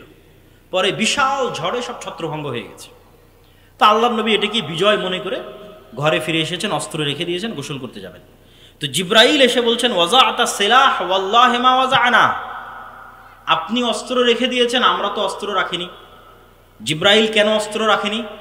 জিবরাইল এই জন্য অস্ত্র রাখেনি যে খন্দকের যুদ্ধে 3টা ইহুদি গোত্র গাদ্দারি করেছিল, বানু কুরাইজা, বানু কাইনুকা, বানু নাজির। এই 3টা ইহুদি গোত্র মদিনা সনদে আল্লাহর নবীর সাথে চুক্তিবদ্ধ আছে যে মদিনার ওপর যেই আক্রমণ করুক না কেন, আমরা তোমাদের সাথে একতাবদ্ধ থাকব। ঠিক এখন যেমন বাংলাদেশের সব রাজনৈতিক দলগুলো মনে মনে একতাবদ্ধ হচ্ছে, হ্যাঁ আগের সরকারের বিরুদ্ধে আমরা একতাবদ্ধ। তাহলে এই চুক্তি কেউ ভঙ্গ করে, গাদ্দারি করে যদি কেউ আগের সরকারকে পুনর্বাসন করার চেষ্টা করে, তো সেম অবস্থা, যে মদিনার সব পক্ষ একমত যে মদিনায় আক্রমণ করলে আমরা মুহাম্মদ সাল্লাল্লাহু আলাইহি ওয়াসাল্লামের সাথে আছি। কিন্তু এই কথা বলার পরেও 3টা ইহুদি গোত্র এই গত 1 মাস তলে তলে মক্কার মুশরিকদের সহযোগিতা করেছে। এটা মুহাম্মদ সাল্লাল্লাহু আলাইহি ওয়াসাল্লামও জানে, ফেরেশতারাও জানে, আল্লাহও জানে। তো জিবরাইল এসে বলছে, আমরা তো অস্ত্র রাখিনি, যুদ্ধ তো মক্কার মুশরিকদের সাথে শেষ হয়েছে, গাদ্দারদের সাথে তো শেষ হয়নি, মুনাফিকদের সাথে তো শেষ হয়নি, অতএব এক্ষুনি বের হন। তো কোথায় যেতে হবে? ইলা বানি কুরাইজা, বানি কুরাইজার উদ্দেশ্যে বের হন। তো আনাস রাদিয়াল্লাহু তাআলা আনহু কি বলছে দেখেন, আনাস রাদিয়াল্লাহু তাআলা আনহু বলছেন, কাআন্নী আনজুরু ইলাল গুবারি সাতিআন ফি যুকাক বানি গনম মাওকিবা জিবরিল। আল্লাহর নবী যখন ঘর থেকে বের হয়ে সাহাবীদের বললেন, চলো বানু কুরাইজার গোত্রের দিকে, জিবরাইল আদেশ দিয়েছে। তো আনাস রাদিয়াল্লাহু তাআলা আনহু বলছেন, আমরাও যখন বানি কুরাইজা গোত্রের দিকে এগিয়ে যাচ্ছি, তখন আমাদের আগে আগে জিবরাইলের ঘোড়সওয়ার বাহিনীর ঘোড়ার আঘাতে তৈরি হওয়া উড়ন্ত ধুলা আমরা দেখতে পাচ্ছি। আল্লাহু আকবার। মোটর সাইকেল গেলে যেমন ধুলা তৈরি হয়, তখন আমরা এখান থেকে 700-600 জন একত্রে রওনা দিচ্ছি বানু কুরাইজার দিকে। তো আমাদের আগে আগে ধুলা উঠতেছে, তো আমরা তো যাইনি, তো কিসের ধুলা? তো আনাস রাদিয়াল্লাহু তাআলা আনহু বলছেন যে ইহুদিদের অলিগলিতে জিবরাইলের বাহিনীর উড়ন্ত ধুলা আমরা চোখে দেখতে পাচ্ছি। সহিহ বুখারী 4117। আল্লাহ সুবহানাহু তাআলা সূরা আনফালের মধ্যে, সূরা আলে ইমরানের মধ্যে, সূরা আহজাবের মধ্যে আসমান থেকে বদর, উহুদ, খন্দক, হুনাইনে তিনি ফেরেশতা অবতীর্ণ করেছেন। এই মর্মে আয়াত স্পষ্টভাবে আল্লাহ বলেছেন, ইস্তাস্তাগীসুনা রাব্বাকুম ফাস্তাজাবা লাকুম আন্নী মুমিদ্দুকুম বিআলফিন মিনাল মালায়েকা। তোমাদের প্রতিপালক 1000 ফেরেশতা পাঠিয়ে তোমাদের সহযোগিতা করেছে। ইস্তাকুলু লিল মুমিনিনা আলাই ইয়াকফিয়াকুম আইয়ুমিদ্দাকুম রাব্বুকুম বিসালাসাতি আলাফিন মিনাল মালায়েকা মুনজিলিন। তোমাদের প্রতিপালক 3000 ফেরেশতা অবতীর্ণ করে সহযোগিতা করেছেন। হাযা ইমদিদকুম রাব্বুকুম বিখামসাতি আলাফিন মিনাল মালায়েকাতি মুসাওবিমিন। সারিবদ্ধভাবে 5000 ফেরেশতা অবতীর্ণ করে তোমাদের প্রতিপালক সহযোগিতা করেছে। ইয়া আইয়ুহাল্লাযীনা আমানু যকুরু নি'মাতাল্লাহি আলাইকুম ইয জাআতকুম জুনুদুন ফাআরসালনা আলাইহিম রিহান ওয়া জুনুদান লাম তারাউহা। খন্দকের যুদ্ধে আমরা 2টা বাহিনী পাঠিয়েছিলাম, একটা বিশাল ঝড়ো বাতাস, আর একটা এমন সেনাবাহিনী যাকে তোমরা দেখতে পাও না, সেটা হচ্ছে ফেরেশতার সেনাবাহিনী। আব্দুল্লাহ বিন জুবাইর রাদিয়াল্লাহু তাআলা আনহু থেকে বর্ণিত, তিনি বলেন, সামি'তু রাসূলুল্লাহ সাল্লাল্লাহু আলাইহি ওয়াসাল্লাম ইয়াকুল ফি কতল হানজালা ইবনে আবি আমির। হানজালা রাদিয়াল্লাহু তাআলা আনহু বাসর ঘর থেকে বেরিয়ে যুদ্ধ করে শহীদ হয়েছে। সাহাবীরা বলছে তাকে গোসল দিতে হবে। তো রাসূলুল্লাহ সাল্লাল্লাহু আলাইহি ওয়াসাল্লাম বলছেন, ইন্না সাহিবাকুম তুগাসসিলুহুল মালায়েকা। হানজালাকে গোসল দেওয়ার দরকার নেই, এই জন্য যে হানজালাকে ইতিমধ্যে ফেরেশতারা গোসল দিয়ে ফেলেছে। সম্মানিত উপস্থিতি, আরো অসংখ্য হাদিস রাসূলুল্লাহ সাল্লাল্লাহু আলাইহি ওয়াসাল্লামের জীবদ্দশায় ফেরেশতাদের সংক্রান্ত পেশ করা যাবে। রাসূলুল্লাহ সাল্লাল্লাহু আলাইহি ওয়াসাল্লাম একদিন বসে আছে এরকম মাজমায়, একজন অপরিচিত ব্যক্তি আসলেন, এসে আল্লাহ নবীকে জিজ্ঞেস করছে ইসলাম কি বলেন, ঈমান কি বলেন, ইহসান কি বলেন। সাহাবীরা বলছে ওর চেহারায় সফরের আলামত নাই এবং আমরা কোনোদিন দেখিনি। এখনকার মদিনা যত ছোট, সেই কালের মদিনা আরো ছোট, হাতে গোনা যায় একটা গ্রামের মানুষকে। এক গ্রামের সবাই সবাইকে চেনে, 500-600 মানুষ, 500-600 ঘর, সবাই চেনে। তা আমরা চিনিও না, আর এ তো বিমান আর রকেটের সফর নয়, মরুভূমির সফর, সফরের আলামত নাই। একদম ইস্ত্রি করা সাদা ধবধবে জামা গায়ে দিয়ে আসলে যেমন হয়, আমরা তো গাড়িতে আসছি, তবুও কত সফরের আলামত গায়ে লেগে আছে। তো যখন জিজ্ঞেস করে শেষে বিদায় নিয়ে চলে গেল, তখন রাসূল জিজ্ঞেস, জানো কে ছিল? তো বলে, না, আপনি এবং আল্লাহ ভালো জানেন। তো বলে, জিবরাইল এসেছিল তোমাদেরকে দিন শেখানোর জন্য। তাহলে ওনারা স্বচক্ষে ফেরেশতাদের দেখতেছে, ফেরেশতাদের অস্তিত্বকে স্বচক্ষে দেখছে, ফেরেশতাদের অস্তিত্বের প্রভাব স্বচক্ষে দেখছে, স্বচক্ষে অনুভব করছে। রাসূলুল্লাহ সাল্লাল্লাহু আলাইহি ওয়াসাল্লাম বলছেন, আজকে জিবরাইল আসেনি। কেন আসেনি? বাড়িতে মূর্তি এই জন্য, ছবি এই জন্য। ছবি সরাও, জিবরাইল আসবে। লা ইয়াদখুলুল মালায়েকাতু ফি বাইতিন, ওই বাড়িতে ফেরেশতা প্রবেশ করে না যে বাড়িতে কুকুর আছে আর ছবি আছে। রাসূলুল্লাহ সাল্লাল্লাহু আলাইহি ওয়াসাল্লাম বলছেন যে জিবরাইল আমাকে এত বেশি পরিমাণে মিসওয়াক করতে বলে, আমার মুখের গন্ধে জিবরাইলের কষ্ট হয়। আমার এবং আপনার কাছে মনে হয় কোনো গন্ধ নাই, কিন্তু ওই যে কুকুরের ঘ্রাণ শক্তি বললাম সূক্ষ্ম, তা আমার এবং আপনার কাছে মনে হচ্ছে কোনো গন্ধ নাই, কিন্তু এই মানবিক গন্ধই ফেরেশতাদের কষ্ট দেয়। তাহলে মুহাম্মদ সাল্লাল্লাহু আলাইহি ওয়াসাল্লামের পবিত্র মুখের গন্ধ যদি ফেরেশতারা কষ্ট পায়, তাহলে যে সারাদিন বিড়ি আর সিগারেট খাচ্ছে, ওর কাছে ফেরেশতা থাকবে না শয়তান থাকবে? আবার বলেন, ওর কাছে ফেরেশতা থাকবে না শয়তান থাকবে? শয়তান। ফেরেশতা থাকার কোনো সুযোগ নাই। ও শয়তানের বন্ধু এবং শয়তানের গোলাম। ওর অন্তরের রূহ মারা গেছে, ওর মুখের রূহ মারা গেছে, এই নূর মারা গেছে, নাই। এটা চোখের পাওয়ার যেমন সত্য, ওই নূরের অস্তিত্ব তেমন সত্য। কানের শ্রবণ শক্তির পাওয়ার যেমন সত্য, ওই নূরের অস্তিত্ব তেমন সত্য। ওর হৃদয়ের নূরের অস্তিত্ব তেমন সত্য। সম্মানিত উপস্থিতি, তাহলে সাহাবায়ে কেরাম গায়েবের উপর কঠোর থেকে কঠোর ঈমান রাখতেন। এই জন্য তারা কখনো দুনিয়ামুখী ছিলেন না, এই জন্য তারা কখনো ইসলামের বিজয়ের জন্য কম্প্রোমাইজ করেননি, কম্প্রোমাইজের আদর্শকে তারা অবলম্বন করেননি। কেননা তারা ঈমান বিল গায়েব, ইয়াকিনের পর্যায়ে ছিল। আর আমাদের ঈমান বিল গায়েব নাই, এই জন্য আমাদের আজকে এই দশা। আপনাকে বুঝানোর সুবিধার্থে যদি আরো স্পষ্ট করে বলি, যে মূসা আলাইহিস সালাতু ওয়াস সালাম তৎকালীন ফেরাউনের কাছে দুনিয়াবী শক্তিতে যতটা দুর্বল ছিল, আজকের ফিলিস্তিনের গাজার মানুষ অতটা দুর্বল নয় ইসরায়েলের কাছে। আরো যদি ঘুরিয়ে বলি, আজকের ইসরায়েলের কাছে ফিলিস্তিনের গাজার মানুষ যত দুর্বল, আজ থেকে 3000-4000 বছর আগে ফেরাউনের কাছে মূসা আলাইহিস সালাম তার চেয়ে শতগুণে বেশি দুর্বল ছিলেন দুনিয়াবী দিক থেকে, দুনিয়াবী শক্তি ক্ষমতার দিক থেকে। আরো যদি বুঝানোর জন্য বলি, আজ থেকে 1400 বছর আগে মুহাম্মদ সাল্লাল্লাহু আলাইহি ওয়াসাল্লাম এবং তার সাহাবীরা আবু বকর, ওমর, ওসমান, আলী রাদিয়াল্লাহু তাআলা আনহু, খালিদ বিন ওয়ালিদ, আমর ইবনে আল-আস, তারা পারস্য এবং রোমান সাম্রাজ্যের তুলনায় যতটা দুর্বল ছিল, আজকের সারা বিশ্বের মুসলমানেরা আমেরিকা, ইউরোপের তুলনায় অতটা দুর্বল নয়। আরো সহজ করে বলি, আজকের সমগ্র বিশ্বের মুসলমানেরা আমেরিকা এবং ইউরোপের দুনিয়াবী শক্তির তুলনায় যতটুকু দুর্বল, তার চেয়ে শতগুণ দুর্বল ছিল মুহাম্মদ সাল্লাল্লাহু আলাইহি ওয়াসাল্লাম এবং তার সাহাবীরা, খালিদ বিন ওয়ালিদ এবং আমর ইবনে আল-আসেরা দুনিয়াবী শক্তির তুলনায় তৎকালীন রোমান এবং পারস্যের কাছে শতগুণ বেশি দুর্বল ছিল। তাহলে ওরা জিতলো কেমনে? ওদের জয় লাভের মূল রহস্য দুনিয়াবী নয়, কেননা দুনিয়াবী শক্তিতে এটা মোকাবেলা সম্ভব নয়। ফেরাউনের শক্তির সামনে মূসার শক্তি জিরো দুনিয়াবী শক্তিতে, সুতরাং বিজয় সম্ভব নয়। রোমান এবং পারস্য সাম্রাজ্যের শক্তির সামনে মুসলমানদের শক্তি জিরো, এখানে বিজয় সম্ভব নয়। আজকে মুসলমানদের শক্তি থাকার পরও মুসলমানদের বিজয় নাই কেন? খালিদ বিন ওয়ালিদ, আমর ইবনে আল-আস এরা বদর, উহুদ, খন্দকে স্বচক্ষে ফেরেশতাদের সহযোগিতা দেখেছে, যে কিভাবে ফেরেশতা নেমে এসে যুদ্ধ করে মুহাম্মদ সাল্লাল্লাহু আলাইহি ওয়াসাল্লামের পক্ষে। আল্লাহর শক্তি এবং আল্লাহর ক্ষমতার উপর অগাধ আস্থা। ফলত যখন এরা যুদ্ধের ময়দানে অবতীর্ণ হয়েছে তখন দুনিয়াবী শক্তির উপর ভরসা না আল্লাহর সাহায্য সহযোগিতার উপর ভরসা? আল্লাহর সাহায্য এবং সহযোগিতার উপর ভরসা। এই জন্য যুদ্ধের মাঠেও সালাত আদায়ের আদেশ।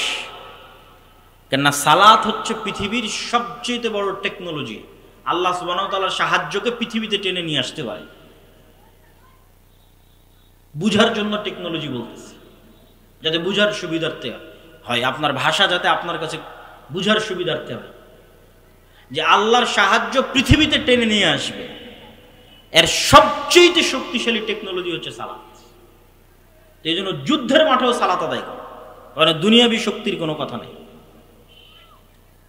দুনিয়ার লজিকে তো সবাই মিলে ফায়ার করার কথা, বোমা বর্ষণ করার কথা, গুলি করার কথা, তীর চালানোর কথা, তরবারি চালানোর কথা, কিন্তু আল্লাহর লজিকে না। একদল যুদ্ধ করবে আর একদল সালাত আদায় করবে, কেননা ওইটার মাধ্যমে গায়েবী মদদ পৃথিবীতে নেমে আসবে, অদৃশ্য শক্তির মদদ পৃথিবীতে নেমে আসবে। দুনিয়াবী শক্তি দিয়ে মুসলমানদের বিজয় সম্ভব নয়। তো আজকের মুসলমানদের সমস্যা হচ্ছে এরা না আল্লাহর উপর ভালোভাবে বিশ্বাস স্থাপন করে, না আল্লাহর শক্তি এবং ক্ষমতা সম্পর্কে জানে, না ফেরেশতার উপর কোনো বিশ্বাস আছে। আপনি নিজে চিন্তা করেন যে আজকে সাহাবীদের যে ঘটনাগুলো তুলে ধরলাম, এইটাতে কি মনে হয় যে সাহাবীরা ফেরেশতাকে কেমন বিশ্বাস করতেন, আর আমি এবং আপনি ফেরেশতাকে কেমন বিশ্বাস করি যে না ফেরেশতা আছে। শুধু তো মুখে বলেছে আমানতু বিল্লাহি ওয়া মালাইকাতিহি, ঈমান আনছে আল্লাহর উপর, ঈমান আনছে ফেরেশতার উপর। কি ওই ঈমান কিসের ঈমান? যদি আল্লাহ এবং আল্লাহর শক্তি, আল্লাহর ক্ষমতা, আল্লাহর সাহায্য, গায়েবী মদদ, ফেরেশতার অস্তিত্ব, নূরের অস্তিত্ব, এগুলোর উপর যদি মুসলমানদের বিশ্বাসই থাকতো, তাহলে মন্দির পাহারা দিয়ে ভোট নেওয়া লাগতো না। যখন এগুলোর উপর বিশ্বাস নাই, তখন দুনিয়াবী লজিকে বিজয় অর্জন করতে হবে। দুনিয়াবী লজিকে মুসলমানদের বিজয় হবে না। মুসলমানদের বিজয় গায়েবী মদদেই হবে। মুসা আলাইহিস সালাতু ওয়াস সালামকে আল্লাহ সুবহানাহু ওয়া তাআলা শিখিয়েছেন যে তুমি যা দেখো, দুনিয়ার মানুষ যা দেখে তা বাস্তব নয়। কেন? এগুলো আল্লাহর নূরের পর্দা দিয়ে ঢাকা আছে। এর আড়ালে সকল কার্যকরণের সূত্রের মালিক আল্লাহ সুবহানাহু ওয়া তাআলা। মুসাব্বিবুল আসবাব, একচ্ছত্র সকল কার্যকরণের সূত্রের মালিক তিনি। সবকিছুকে সেকেন্ডে পরিবর্তন করে দিতে পারে। তো তুমি যেই লাঠি দিয়ে গত 30-40 বছর, মুসা আলাইহিস সালামের বয়স যদি 40 বছর হয়, তাহলে যেই লাঠি দিয়ে তুমি গত 30 বছর যাবৎ গাছের পাতা পেড়েছো, যেই লাঠি দিয়ে তুমি নদীর এবং খাল অতিক্রম করে গেছো লাফ দিয়ে পার হয়ে, তোমার এতদিন থেকে যে লাঠিটা তোমার সাথে আছে, ওই লাঠিকে আমি সাপ বানিয়ে দিচ্ছি। যাও, বাহির থেকে নিয়ে আসা কোনো লাঠি নয়, যেটা উনি গত 15-20 বছর থেকে নিজের সাথে বহন করছে, সেই লাঠি। আল্লাহ বাহির থেকে একটা লাঠি দিলে দিয়ে বলে যে দেখো এটা লাঠি, এটাকে আমি সাপ বানিয়ে দিয়েছি না। তুমি যে লাঠি 15-20 বছর থেকে বহন করছো, ওই লাঠিকে সাপ বানিয়ে দিবে। তুমি একদিন থেকে জানো যে এটা লাঠি, যাতে তুমি ভালোভাবে শিখো যে ফেরাউনের যা দুনিয়াবী শক্তি আছে এগুলো সমান জিরো। যেটা ইসলামের একটা কালিমা আছে, লা হাওলা ওয়ালা কুওয়াতা ইল্লা বিল্লাহ। নেই কোনো শক্তি, নেই কোনো ক্ষমতা, আল্লাহর শক্তি, আল্লাহর ক্ষমতা ছাড়া। তাহলে কি সারমর্ম দাঁড়ালো? আমেরিকার শক্তি এবং ক্ষমতা সমান কি? জিরো। এই বিশ্বাস যেই দিন অর্জন করতে পারবেন ইয়াকিনের লেভেলে, সেই দিন আপনার ঈমান সাহাবীদের ঈমানের কাছাকাছি হবে। ইসরায়েলের দুনিয়াবী ক্ষমতা এবং দুনিয়াবী শক্তি সমান যখন আপনি মানসিকভাবে, মেন্টালি ফিল করতে পারবেন খুব ভালোভাবে যে না এই শক্তি, এই ক্ষমতা সমান হচ্ছে জিরো। লা হাওলা ওয়ালা কুওয়াতা ইল্লা বিল্লাহ। পৃথিবীতে শক্তি এবং ক্ষমতা যদি একমাত্র থাকে, সেটা কার? আল্লাহ সুবহানাহু ওয়া তাআলার। ঈমানের মাত্রা যেদিন এই লেভেলে পৌঁছে যাবে, ঈমানের মাত্রা অনুযায়ী হেল্প আসবে। ঈমানের মাত্রা আরো লেভেলে পৌঁছলে আবার ফেরেশতা নেমে আসবে। বাধা তো নাই ফেরেশতা নামতে। ফেরেশতা নামতে বাধা নাই, তার প্রমাণ কোথায়? রাসূলুল্লাহ সাল্লাল্লাহু আলাইহি ওয়াসাল্লাম বলছেন, দাজ্জাল পৃথিবীর সব শহরে যাবে। মক্কা মদিনায় যখন ঢোকার চেষ্টা করবে, তখন মক্কা মদিনার প্রত্যেকটা প্রবেশ পথে ফেরেশতা উন্মুক্ত তরবারি হাতে দাঁড়িয়ে থাকবে। ঈসা আলাইহিস সালাতু ওয়াস সালাম ফেরেশতার ঘাড়ে হাত দিয়ে দুনিয়াতে নেমে আসবে, তো মানুষ তো দেখবে ফেরেশতাকে, ফেরেশতার গায়ে হাত দিয়ে নেমে আসে। তো ফেরেশতা নেমে আসতে কোনো বাধা নাই, কিন্তু ওই লেভেলের ইমানই নাই তো আসবে কোথায়? ওই লেভেলের ইয়াকিন নাই, তাহলে আসবে কোথায় থেকে? সম্মানিত উপস্থিতি,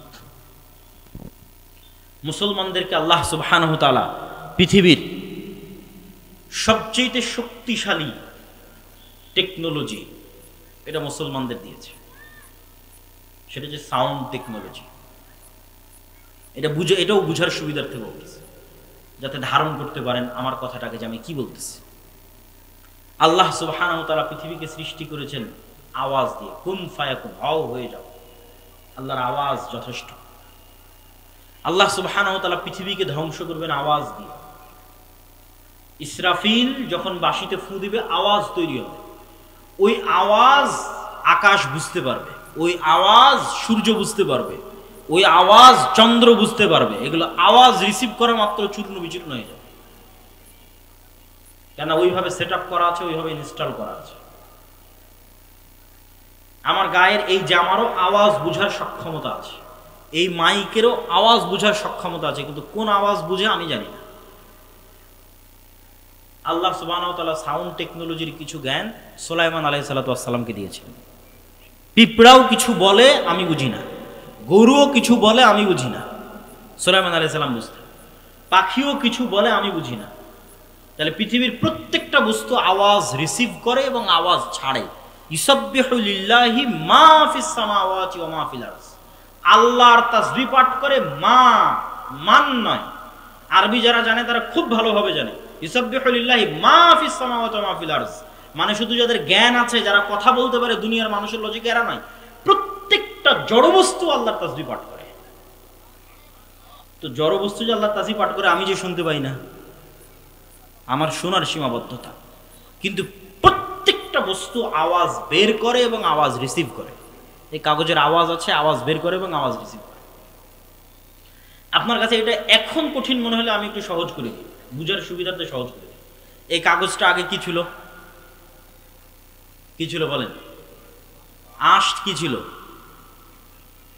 হ্যাঁ, কোনো একটা গাছের ছাল বাকলা অথবা তুলা, আমাদের কাপড় তুলা ছিল, ওটা কোথায় ছিল? গাছে ছিল, তাই না? এবার গাছ যখন দেখবেন তখন আপনার ব্রেনে কাজ করবে যে গাছের জীবন আছে, এটা তো বোঝা যায়। গাছের জীবন আছে এটা বোঝা যায় না? ও বড় হয় কিভাবে, ধান দেয় কিভাবে, আম দেয় কিভাবে, ফল দেয় কিভাবে? তো যে আম ধান ফল দিতে পারে ও কথাও বলতে পারে। আজকে ওর কথা বোঝার ক্ষমতা আমার নাই, তাহলে এটা আলাদা কোনো অস্তিত্বশীল নয়। সব জিনিস আপনি দেখেন ঘুরে ফিরে কোনো না কোনো একটার সাথে কানেক্টেড, আল্লাহর প্রকৃত অস্তিত্বের সাথে কানেক্টেড। যে চেয়ারের উপর আমি বসে আছি এটা কাঠ ছিল, গাছের সাথে সম্পৃক্ত। এইভাবে এগুলো, এই যে প্রত্যেকটা মেটাল যেগুলোতে তৈরি হয়েছে, এগুলো কোনো খনিজ পদার্থ থেকে আনা হয়েছে। কোনো এক খনিজ, যে খনি আছে সেখান থেকে সে পদার্থ বের করে এটা তৈরি করা হয়েছে। ওখানে যখন ছিল তখন আপনি ঠিকই বুঝবেন যে না, আমার তো জীবন আছে, আস্তে আস্তে বাড়তেছে, আস্তে আস্তে বড় হচ্ছে। এখন ওখান থেকে বের করে আপনি ক্যামেরা বানিয়েছেন, তাই এখন কথা বলতে পারে না, শুনতে পারে না, এটা ভুয়া। ইরানের রাজধানীতে এবং কাতারে হামাসের এবং ইরানের যে বিজ্ঞানীদের হত্যা করা হয়েছে, এর বেশিরভাগগুলোকে মোবাইল বিস্ফোরণে হত্যা করা হয়েছে। এই জন্য আফগানিস্তানের সরকার মাঝখানে সম্পূর্ণ নেটওয়ার্ক এবং ইন্টারনেট বন্ধ করে দিয়েছিল ভয়ে। আমি এখানে বসে থাকবো, এই মোবাইল ওয়েভ রিসিভ করতে পারে, ওয়েভ রিসিভ করে দেখেই তো কথা বুঝতে পারি আমি, মানে কথাটা তো ওয়েভের মাধ্যমে আসতেছে, আমি মেসেজ দিচ্ছি ওয়েভের মাধ্যমে যাচ্ছে। তো যখন কোনো এক লেভেলের ওয়েভ ছাড়বে, যেই লেভেলের ওয়েভ ছাড়লে এটা এখানেই বিস্ফোরণ হয়ে যাবে। এই টেকনোলজি ইসরায়েল অর্জন করেছে। তো ঠিক যেমন এই মোবাইল আজকের আধুনিক প্রযুক্তিতে ওয়েভ রিসিভ করতে পারে, আল্লাহ সুবহানাহু ওয়া তাআলার মাধ্যমে এই মোবাইল আওয়াজও রিসিভ করতে পারে। সাউন্ড টেকনোলজি, আওয়াজ, এটা পৃথিবীর সবচেয়ে শক্তিশালী। এটা বিজ্ঞানীদের পক্ষে আবিষ্কার করাও সম্ভব নয়, ভবিষ্যতেও কোনোদিন সেভাবে তারা আবিষ্কার করতে পারবে না। এইটা আল্লাহ মুসলমানদের দিয়েছে। সেটা কি? সেটা হচ্ছে কোরআন। কোরআন কার সাউন্ড, কার আওয়াজ? এটা আল্লাহর আওয়াজ, সাউন্ড। কোরআন যেটা আমরা তেলাওয়াত করতেছি এটা স্বয়ং আল্লাহর আওয়াজ, স্বয়ং আল্লাহ সুবহানাহু ওয়া তাআলার সাউন্ড। এই জন্য রাসূল সাল্লাল্লাহু আলাইহি ওয়াসাল্লাম বলতেছে যে কিয়ামতের পূর্ব মুহূর্তে আল্লাহু আকবার ধ্বনিতে প্রাচীর পড়ে যাবে, শহর বিজয় হবে আল্লাহু আকবার ধ্বনিতে। জিকির, জিকির এই জন্য খুব পাওয়ারফুল। জাকারিয়া আলাইহিস সালাতু ওয়াস সালাম যখন আল্লাহ সুবহানাহু ওয়া তাআলার কাছে চাইলেন সন্তান, বার্ধক্য বয়স, তা আল্লাহ সন্তানের ওয়াদা দিলেন, তিনি বুঝতে পারছেন না কেমনে সন্তান। তখন আল্লাহ বলছেন তুমি সকাল সন্ধ্যে জিকির করো। এই সকাল সন্ধ্যে জিকিরই এই অসম্ভবকে সম্ভব করে দিবে যে বার্ধক্য বয়সে তোমার বন্ধে স্ত্রী সন্তান হয়ে যাবে। কেন? সকাল সন্ধ্যার জিকির তো সাউন্ড তৈরি করবে, লা ইলাহা ইল্লাল্লাহ, লা হাওলা ওয়ালা কুওয়াতা ইল্লা বিল্লাহ, সুবহানাল্লাহি ওয়া বিহামদিহি সুবহানাল্লাহিল আযীম। তো এই সাউন্ডগুলো যেমন এখন ইনস্ট্যান্ট ওয়েভের মাধ্যমে আমেরিকা পৌঁছে যাচ্ছে, কোনো না কোনোভাবে এগুলো সরাসরি আল্লাহ সুবহানাহু ওয়া তাআলার কাছে পৌঁছে যাচ্ছে, সাথে সাথে আল্লাহ সুবহানাহু ওয়া তাআলা সাথে সাথে শুনতে পাচ্ছে। তখন এগুলো পুনরায় এগুলোর প্রভাব পৃথিবীতে ফিরে আসতেছে। কোরআন তেলাওয়াত করতেছেন, এটা শক্তি, পাওয়ার হাউস। কোরআন বুঝা, কোরআনের জ্ঞান অর্জন করা, সালাত আদায় করা, এগুলো হচ্ছে মুসলমানদের শক্তির জায়গা। ঈমান বিল গায়ব, এগুলো হচ্ছে মুসলমানদের শক্তির জায়গা। সম্মানিত উপস্থিতি, ফেরেশতার অস্তিত্বের উপর বিশ্বাস স্থাপনের একটা উদাহরণ দিয়ে আজকের বক্তব্যের শেষের দিকে যাব। এতক্ষণ তো ফেরেশতাদের ঈমান বিল গায়বের একটা পার্টের আলোচনা করেছি আজকে, সেটা হচ্ছে ফেরেশতাদের অস্তিত্ব। 6টা ঈমান বিল গায়ব। আমাদের একটা বই আসতেছে সামনে, আল্লাহর পথে যাত্রা। আগামী 6-7 নভেম্বর সালাফি কনফারেন্সে কিছু কপি পাওয়া যাবে। আগামী 6-7 মানে এই 3-4 দিন পরে, আগামী বৃহস্পতিবার শুক্রবার, এখান থেকে বেশি দূরে নয়, আল জামিয়া সালাফি ডাঙ্গিপাড়া পাওয়ার আছে। দেশ বিদেশের আলেম ওলামা উপস্থিত থাকবে। আপনাদের দাওয়াত থাকলো, উপস্থিত হবেন তো ইনশাআল্লাহ? ইনশাআল্লাহ। তো ওখানে আমাদের এই ঈমান বিল গায়ব এবং ইসলামের যে 5টা আরকান আছে, এই পুরো বিষয়ের উপর একটা বই আসতেছে, আল্লাহর পথে যাত্রা, যেটা কিছু কপি পাওয়া যাবে ইনশাআল্লাহ। তো সেখানে আরো বিস্তারিত আলোচনা আছে। তো আমি যেটা বলছিলাম যে ফেরেশতার অস্তিত্বের উপর আলোচনা করলাম, বাস্তবে কেমনে প্র্যাকটিক্যালি দেখবেন ফেরেশতা আছে, এটার একটা উদাহরণ দিই, একটা হোমওয়ার্ক দিই, একটা বাড়ির কাজ দিই। যদি বাস্তবে করেন আপনি দেখবেন যে হ্যাঁ, ফেরেশতার অস্তিত্বের আপনি সন্ধান পেয়ে যাবেন। সেটা হচ্ছে, কোথাও যদি বিমানের টিকিট থাকে, ট্রেনের টিকিট থাকে, বাসের টিকিট থাকে, পরীক্ষা থাকে, ভাইভা থাকে, তাহলে যেই লেভেলের নিয়ত থাকে যে আজকে আমার 11টায় ট্রেন আছে, ধরা লাগবে, আজকে আমার 6টায় বিমান আছে, ধরতে হবে, ওর চাইতে বেশি লেভেলের নিয়ত করবেন যে আগামীকাল লেভেলের নিয়ত হয় ধরা লাগবে, পরীক্ষা থাকলে, ভাইভা থাকলে, তার চাইতে বেশি লেভেলের নিয়ত হবে যে আপনি ফজরের সালাত আদায় করবেন আগামীকাল। এখন আগামীকাল ফজরের সালাতে উঠবেন, তো আমরা ফেরেশতার অস্তিত্বের পরীক্ষা নিব, তাই না?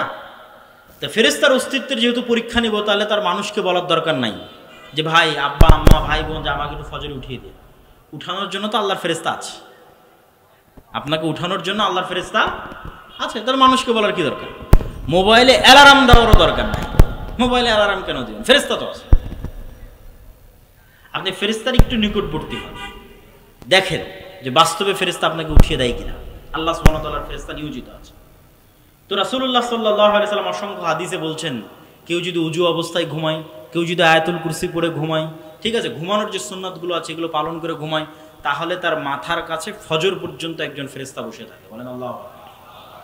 এবার আপনি পরীক্ষা নেন যে ফেরেশতা বসে আছে আপনার মাথার কাছে, নিয়ত শুধু হবে ওই লেভেলের, আর কিচ্ছু করা লাগবে না।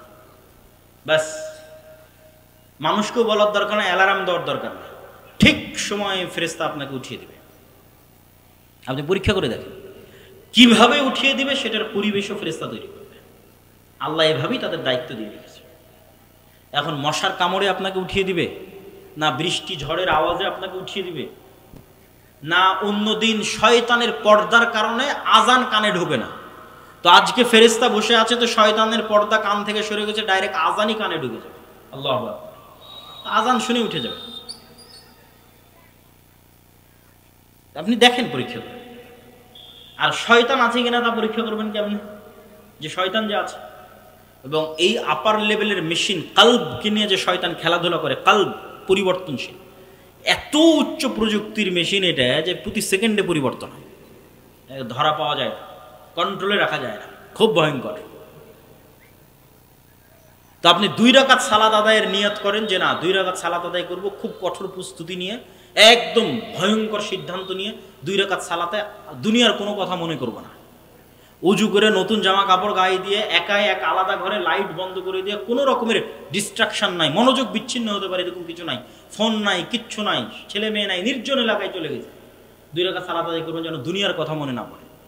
এবার 2 রাকাত সালাতের দাঁড়ানোর 5-10 সেকেন্ডের মধ্যেই আপনার অজান্তেই দুনিয়ার কথা ভেতরে ঢুকে গেছে, আপনি ধরতে পারেননি। কিন্তু 2-5 সেকেন্ড, 10 সেকেন্ড, 20 সেকেন্ড যাওয়ার পর আপনার মনে পড়ছে, আরে আজকে তো সালাতে দাঁড়িয়েছিলাম, দুনিয়ার কথা মনে করবো না, তো মনে তো করা শুরু করে দিছি। ঘটনা কি? এটাই শয়তান। রাসূল সাল্লাল্লাহু আলাইহি ওয়াসাল্লাম বলছেন ইয়াখতালিসুহু শাইতান, শয়তান সালাতের মধ্যে মানুষের অন্তরকে ছিনিয়ে নিয়ে চলে যায়, এটাই শয়তান। তাহলে শয়তানের অস্তিত্ব, ফেরেশতার অস্তিত্ব আপনার ছেলের চাইতেও সত্য, আপনার বাবা মায়ের চেয়েও সত্য। আপনার বাড়িতে আপনি কাকে জায়গা দিয়েছেন সেটা চিন্তা করেন। বাড়িতে যদি ছবি থাকে, বাড়িতে যদি মূর্তি থাকে, কুকুর থাকে, বাড়িতে যদি সালাম দিয়ে না ঢোকেন, বাড়িতে যদি কোরআন তেলাওয়াত না হয়, তাহলে ওই বাড়িতে সবসময় কে আছে? শয়তান আছে। পেশাবের যত্ন নেয় না, পরিষ্কার পরিচ্ছন্ন থাকে না, ঠিক আছে? ওরা সব মুতাহহারুন, ফেরেশতাদের পেশাব নাই, পায়খানা নেই, সব পবিত্র। তাহলে যে পেশাবের যত্ন নেয় না, ওযু করে না, নামাজ পড়ে না, ওর কাছে ফেরেশতা থাকবে জীবন? যে ওযু ভাঙলে ওযু করে, ওর সাথে ফেরেশতা থাকবে। অথবা অন্তত যে 5 ওয়াক্ত সালাত আদায় করে, পেশাব থেকে বেঁচে থাকে, পেশাব থেকে পবিত্র থাকে, ফরজ গোসল হলে গোসল আদায় করে, এর সাথে ফেরেশতা থাকে। বরকতের ফেরেশতা, রহমতের ফেরেশতা। আর ফেরেশতা কেন্দ্রিক কত অসংখ্য হাদিস আছে রাসূলুল্লাহ সাল্লাল্লাহু আলাইহি ওয়াসাল্লামের। কেউ যদি মসজিদে সালাত আদায় করে সালাতের জায়গাতেই বসে থাকে, তো না ওঠা পর্যন্ত ফেরেশতার জন্য দোয়া করতে থাকে। কেউ যদি অসুস্থ ভাইকে দেখতে যায়, তাহলে তার জন্য ফেরেশতা দোয়া করতে থাকবে ইস্তেগফারের, তার অসুস্থ ভাইকে দেখতে যাওয়ার জন্য। ওই ব্যক্তি অসুস্থ ভাইকে দেখতে গেলে এই কারণে। কেউ যদি জুমার দিন মসজিদে যায়, তাহলে ফেরেশতারা দরজায় বসে থাকে কে আগে আসতেছে তার নাম লেখার জন্য। তারপরে যখন খতিব সাহেব মেম্বারে উঠে, তখন খাতা বন্ধ করে দিয়ে তারাও বক্তব্য শোনার জন্য বসে যায়। কোথাও যখন মানুষ একত্রিত হয় আল্লাহর নাম উচ্চারণ করার জন্য, তখন পৃথিবীতে কিছু ফেরেশতা আছে 24 ঘন্টা ভ্রমণ করতেছে, কে কোথায় আল্লাহর জিকির করতেছে, স্মরণ করতেছে, ওরা তখন ওখানে একত্রিত হয়ে যায়। আল্লাহ যদি চায়, আমাদের নিয়ত যদি ঠিক থাকে, তাহলে এখানে হাজার হাজার শত শত ফেরেশতা আছে। সম্মানিত উপস্থিতি, এই জন্য ঈমান বিল গায়বকে মজবুত করতে হবে, ইয়াকিনের লেভেলে নিয়ে যেতে হবে। অদৃশ্যের উপর বিশ্বাস, আল্লাহর উপর বিশ্বাস, আল্লাহর নূরের উপর বিশ্বাস, ফেরেশতার উপর বিশ্বাস, পরকালের উপর বিশ্বাস। পরকাল মানে মৃত্যুর পর পুনরুজ্জীবন, এটাই পরকাল। মৃত্যুর পর পুনরায় জীবিত করা, এটাই পরকাল। আর মৃত্যুর পর পুনরায় জীবিত করা, এটা আল্লাহর কাছে এত সহজ, এত সহজ, এত সহজ, যে আল্লাহ দুনিয়াতেই দুইজন মানুষকে মৃতকে জীবিত করার ক্ষমতা দিয়ে দুনিয়ার মানুষকে দেখাবেন, দেখো মৃতকে জীবিত করা কত সহজ। আর তুমি বিশ্বাস করছো যে আমি মৃতকে জীবিত করতে পারবো না? তার একজন চলে গেছে, ঈসা আলাইহিস সালাম, এইভাবে এক খাবল কাদা নিয়ে এইভাবে ফু দিতেন, বিইজনিল্লাহ, বিসমিল্লাহ, ওই এক খাবল কাদা থেকে পাখি হয়ে আকাশে উড়ে চলে যেত। মৃত মানুষের গায়ে হাত দিয়ে বলতেন বিইজনিল্লাহ, বিসমিল্লাহ, জীবিত হয়ে যাও, জীবিত হয়ে যাও। আর আরেকজন এখনো আসেনি, বাকি আছে, সেটা হচ্ছে দাজ্জাল। দাজ্জালকে আল্লাহ ক্ষমতা দিবে। এইভাবে দাজ্জাল দেখাবে যে আমি আল্লাহ, বিশ্বাস করছো না? আমি রব, বিশ্বাস করছো না?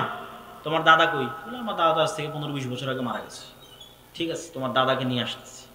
কবরস্থান থেকে মানুষের দাদা উঠে আসবে। তোমার আব্বা কই? বলে আমার আব্বা আছে 2 বছর আগে মারা গেছে। ঠিক আছে, তোমার আব্বা আসতেছে। কবরস্থান থেকে আমার আব্বা উঠে। তোমার আম্মা কই? তোমার আম্মা 10 বছর আগে। তোমার আম্মা কবরস্থান। তোমার দাদি কই? আরে দাদা, দাদি, বাবা, মা সব কবরস্থান থেকে উঠে এসেছে, জ্যান্ত জীবন তোর সামনে কথা বলতেছে। এই ফিতনা হচ্ছে দাজ্জালের ফিতনা। তাহলে দুনিয়াতে মানুষই মানুষকে জীবিত করবে আল্লাহর অনুমতিতে, ডাল ভাতের মতো। এটা আপনার কাছে আশ্চর্য মনে হচ্ছে? ঠিক আজ থেকে 100 বছর আগে যদি মহাদেবপুরে কেউ বক্তব্য দিয়ে গেছে, যদি দিয়ে গিয়ে থাকে, এরকম 500-1000 মানুষ যদি বসে থাকে, আর যদি বলে থাকে যে এখানে কথা বললে সরাসরি আমেরিকায় শোনা যাবে, তো এরকমই হেসেছে, এই কিরে আমি এখন কথা বলবো আমেরিকায় শোনা যাবে, পাগল নাকি? আর এখন আপনারা দেখতেছেন যে আপনি কথা বলছেন, ইংল্যান্ড আমেরিকায় শোনা যাচ্ছে, ওই যে মোবাইল। এইরকম এটা একদম পানির মতো সহজ হয়ে যাবে। আজ থেকে 100 বছর আগে যেমন এখানে কথা বলবো আমেরিকায় লাইভ দেখা যাবে, আমেরিকায় চলবে, এখানে লাইভ দেখা যাবে, এটা যেমন অসম্ভব ছিল, আজকে যেমন একদম ইজি সহজ হয়ে গেছে, এই রকম সহজ হয়ে যাবে দাজ্জালের জন্য মৃতকে জীবিত করা, এবং সত্য এবং বাস্তব। আর এরকম সহজ আল্লাহ করে দিয়েছিলেন ঈসা আলাইহিস সালামের জন্য মৃতকে জীবিত করা, সহজ এবং বাস্তব। যাতে মানুষের ঈমান ইয়াকিন হয় যে আমরা মরলে আল্লাহ আমাদের কি করতে পারবে, বলেন তো কি করতে পারবে, জীবিত করতে পারবে। সম্মানিত উপস্থিতি, আর দাওয়া ইলাল্লাহর পক্ষ থেকে আজকের এই আয়োজন, দাওয়া ইলাল্লাহ মানে কি জানেন কিনা আল্লাহই ভালো জানেন। দাওয়া ইলাল্লাহর সবচেয়ে বড় কাজ হচ্ছে দেশব্যাপী মক্তব প্রতিষ্ঠা করা, মসজিদ ভিত্তিক দাওয়াতি কাজ করা। সেই মক্তব প্রতিষ্ঠা করতে গিয়ে আমরা ইতিমধ্যে ট্রেনিং সহ প্রায় 600 মক্তব পরিচালিত হচ্ছে, বলেন আলহামদুলিল্লাহ। যে 600 মক্তব জামিয়া সালাফিয়া ডাঙ্গিপাড়া পাওয়া রাজশাহীতে 600 মক্তবের ইমামেরা গেছে, ট্রেনিং নিয়েছে, মক্তবের শিক্ষার্থীদের বই দেওয়া হয়েছে, তাদের যাতায়াত খরচ দেওয়া হয়েছে, থাকা খাওয়ার খরচ বহন করা হয়েছে, প্রশিক্ষণের খরচ বহন করা হয়েছে। এই মক্তবগুলোর মধ্যে এখন প্রতিযোগিতা চলতেছে দেশব্যাপী, জাতীয় মক্তব প্রতিযোগিতা, যেটা বাংলাদেশের টিভি চ্যানেলে রমজান মাসে প্রচারিত হবে। মোটামুটি 50 লক্ষ টাকার মতো খরচ হবে। এটা বাংলাদেশের ইতিহাসে মক্তব কেন্দ্রিক প্রথম কোন জাতীয় প্রতিযোগিতা। এই দাওয়া ইলাল্লাহর পক্ষ থেকে আজকের এই প্রোগ্রাম আয়োজন হয়েছে। তো এই প্রোগ্রাম আয়োজনের ক্ষেত্রে আপনাদের স্বতঃস্ফূর্ত সহযোগিতা, হয়তো স্বেচ্ছাসেবক ভাইয়েরা আপনাদের মধ্যে যাবে, আমি যাওয়ার জন্য দত্ত আহ্বান জানাচ্ছি। আমি আপনাদের স্বতঃস্ফূর্ত সহযোগিতা কামনা করি। কেন? যেমন পৃথিবীতে প্রত্যেকটা কাজের পাল্টা প্রতিক্রিয়া থাকে, এই প্রত্যেকটা কাজের প্রতিক্রিয়া আপনি কিয়ামতের মাঠে পাবেন। পৃথিবীতে কোনো কিছু হারায় না। বিজ্ঞানীরাও বলতেছে পৃথিবী থেকে কোনো কিছু ধ্বংস হয় না, শুধু পরিবর্তন। ওই কাঠ জ্বালালেন ওটা ছাই হয়, হারিয়ে যাবে না, কোনো না কোনোভাবে থাকবে। তো আপনি এখানে 1 টাকা দান করবেন, এটা হারিয়ে যাবে না, এটার প্রভাব কিয়ামতের মাঠে দেখা যাবে। আর কিয়ামতের মাঠে টাকার যখন খুব দরকার পড়বে তখন টাকা নাই। যেমন দুনিয়াতে কেস, কোর্ট কাছারি, মামলা মোকদ্দমা অনেক টাকা খরচ হয়ে যায়। তো দুনিয়ার আদালতেও তো কেস লাগবে, মানুষ যে কেস দিবে, মামলা দিবে যে আল্লাহ আমার এত টাকা মারে খাইছে, অমুক করেছে তমুক করেছে, তো টাকা লাগবে জরিমানা দেওয়ার জন্য, পরিশোধ করার জন্য। কখন কার নামে গীবত করেছেন পরিশোধ তো করতে হবে। যদি টাকা না থাকে তাহলে ওর গুনাহের ভাগ নিয়ে পরিশোধ হতে হবে। আর যদি আগে থেকেই ব্যাংক ব্যালেন্সে ভালো টাকা, যেমন দুনিয়াতে যদি মোটামুটি আপনার ভালো টাকা থাকে মামলা মোকদ্দমা পরিচালনা করা সহজ হয়, তো আগেই আপনি পরকালের ব্যাংক ব্যালেন্সে ভালো টাকা পয়সা জমা করে গেছে, কিয়ামতের মাঠে যখন বিপদে পড়বেন সেগুলোই কাজে লাগবে। আর দুনিয়ার ব্যাংক ব্যালেন্সে টাকা রাখলে আর কতটুকুই বা বাড়বে? আল্লাহর কাছে টাকা রাখলে আল্লাহ সুবহানাহু ওয়া তাআলা 1 গুণ, 10 গুণ, 700 গুণ, তার চাইতেও বেশি আল্লাহ সুবহানাহু ওয়া তাআলা বাড়াতে পারে। আল্লাহু আকবার। তাই পরকালে আমাদের খুব টাকা পয়সার দরকার হবে, খুবই, কিন্তু সেটা ওখানে আর উপার্জন করার সুযোগ হবে না, এখান থেকেই ব্যবস্থা করে যেতে হবে। এই জন্য আল্লাহ সুবহানাহু ওয়া তাআলা বলেছে, আমি বিক্রি করে দিয়েছি জান্নাতকে যারা জীবন দিয়ে দিয়েছে তাদের কাছে, আর যারা টাকা দিয়ে জান্নাত কিনেছে তাদের কাছে। এই দুইজনের কাছে জান্নাত বিক্রি, আল্লাহ সুবহানাহু ওয়া তাআলা জান্নাত বিক্রি করবে। সম্মানিত উপস্থিতি, আমি আজকে এখানে এসেছি, গত বছর এসেছিলাম মনে হয়, তার আগের বছর হয়তো আসা হয়নি এরকম কিছু, তো কোনোবার হয়তো আব্দুর রাজ্জাক বিন ইউসুফ উস্তাদজি মিস গেছে, আজকে সবাই আছে। আবার কবে এভাবে সবাই একত্রিত হতে পারবো আল্লাহ সুবহানাহু ওয়া তাআলা ভালো জানেন। বারবার সব উপজেলায় আমাদের যাওয়া সম্ভব হবে এটা আসলে হয় না। 600-র মতো উপজেলা, জালসা উপজেলা প্রোগ্রামের মাস 2-3 মাস, 70-80টা প্রোগ্রাম করলে ক্লান্ত হয়ে যাবেন, প্রতিদিন প্রোগ্রাম। তাহলে 600 উপজেলায় কিভাবে যাবেন? তাহলে আমাদের সাথে স্থায়ী সম্পর্ক রক্ষার সবচেয়ে বড় মাধ্যম হচ্ছে মাসিক আল ইতিসাম। আজ আসি, কাল না আসি, পরশু আসি, তারপরের দিন না আসি, প্রতি মাসে মাসিক আল ইতিসাম আপনার কাছে আসবে। আমি নিজে প্রতি মাসে 3টা লেখা লিখি মাসিক আল ইতিসামে, প্রত্যেক মাসে 3টা লেখা, একটা সম্পাদকীয়, একটা মিন্নাতুল বারী 3য় খণ্ড হাদিসের ব্যাখ্যা, আর একটা স্বাভাবিক যে কোনো চলমান লেখা। এত ব্যস্ততার মধ্যে 3টা লেখা কন্টিনিউ করতে হয় আপনাদের জন্য। তা আপনারা যদি মাসিক আল ইতিসাম না নেন তাহলে যে আজকের আপনাদেরকে আমার দেখা, আমার আপনাদের দেখা, এই পর্যন্ত শেষ। আর যদি মাসিক আল ইতিসামের গ্রাহক এবং এজেন্ট হয়ে যান, 1 বছর সমান মনে হয় 450 কি 500 টাকা লাগে। 1 বছর মানে পুরো 1 বছরের টাকা মাত্র 500 টাকা দিবেন, 12 মাস আপনার ঠিকানা আসতে থাকবে। এটা হলো আমাদের সাথে স্থায়ী সম্পর্ক। আর আমাদের লিখিত যে বই পুস্তকগুলো আছে সেগুলো মোটামুটি আমাদের জ্ঞান আপনাদের কাছে পৌঁছে দেওয়ার একটা মাধ্যম। সেটা আমার লিখিত বই হোক, ফিলিস্তিন হোক, শায়েখ আব্দুর রাজ্জাক বিন ইউসুফের বই হোক, সালাত হোক, দোয়া হোক, অথবা আমার লিখিত বই হোক, এগুলোকে মূল্যায়ন করার চেষ্টা। আমাদের ছাত্রদের একটা পত্রিকা আছে কৌশল আমাদের ছাত্ররা বের করে, ওর ডিজাইন থেকে শুরু করে লেখনী থেকে শুরু করে সবই আমাদের ছাত্রদের, সেটাকে মূল্যায়ন করা।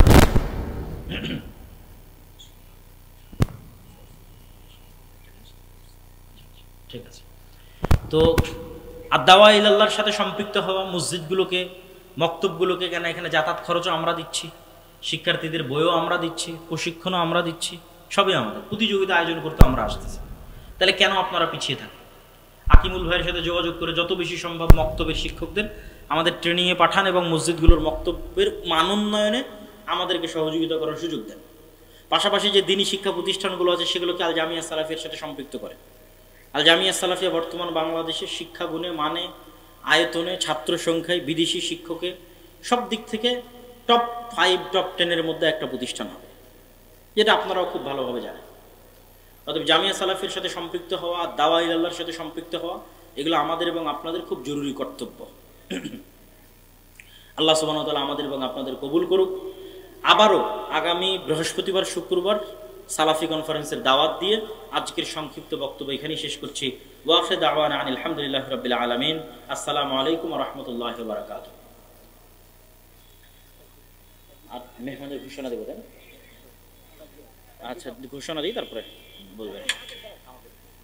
হ্যাঁ, ঘোষণা দিবে? আচ্ছা, ঠিক আছে। লিল্লাহি তাকবীর।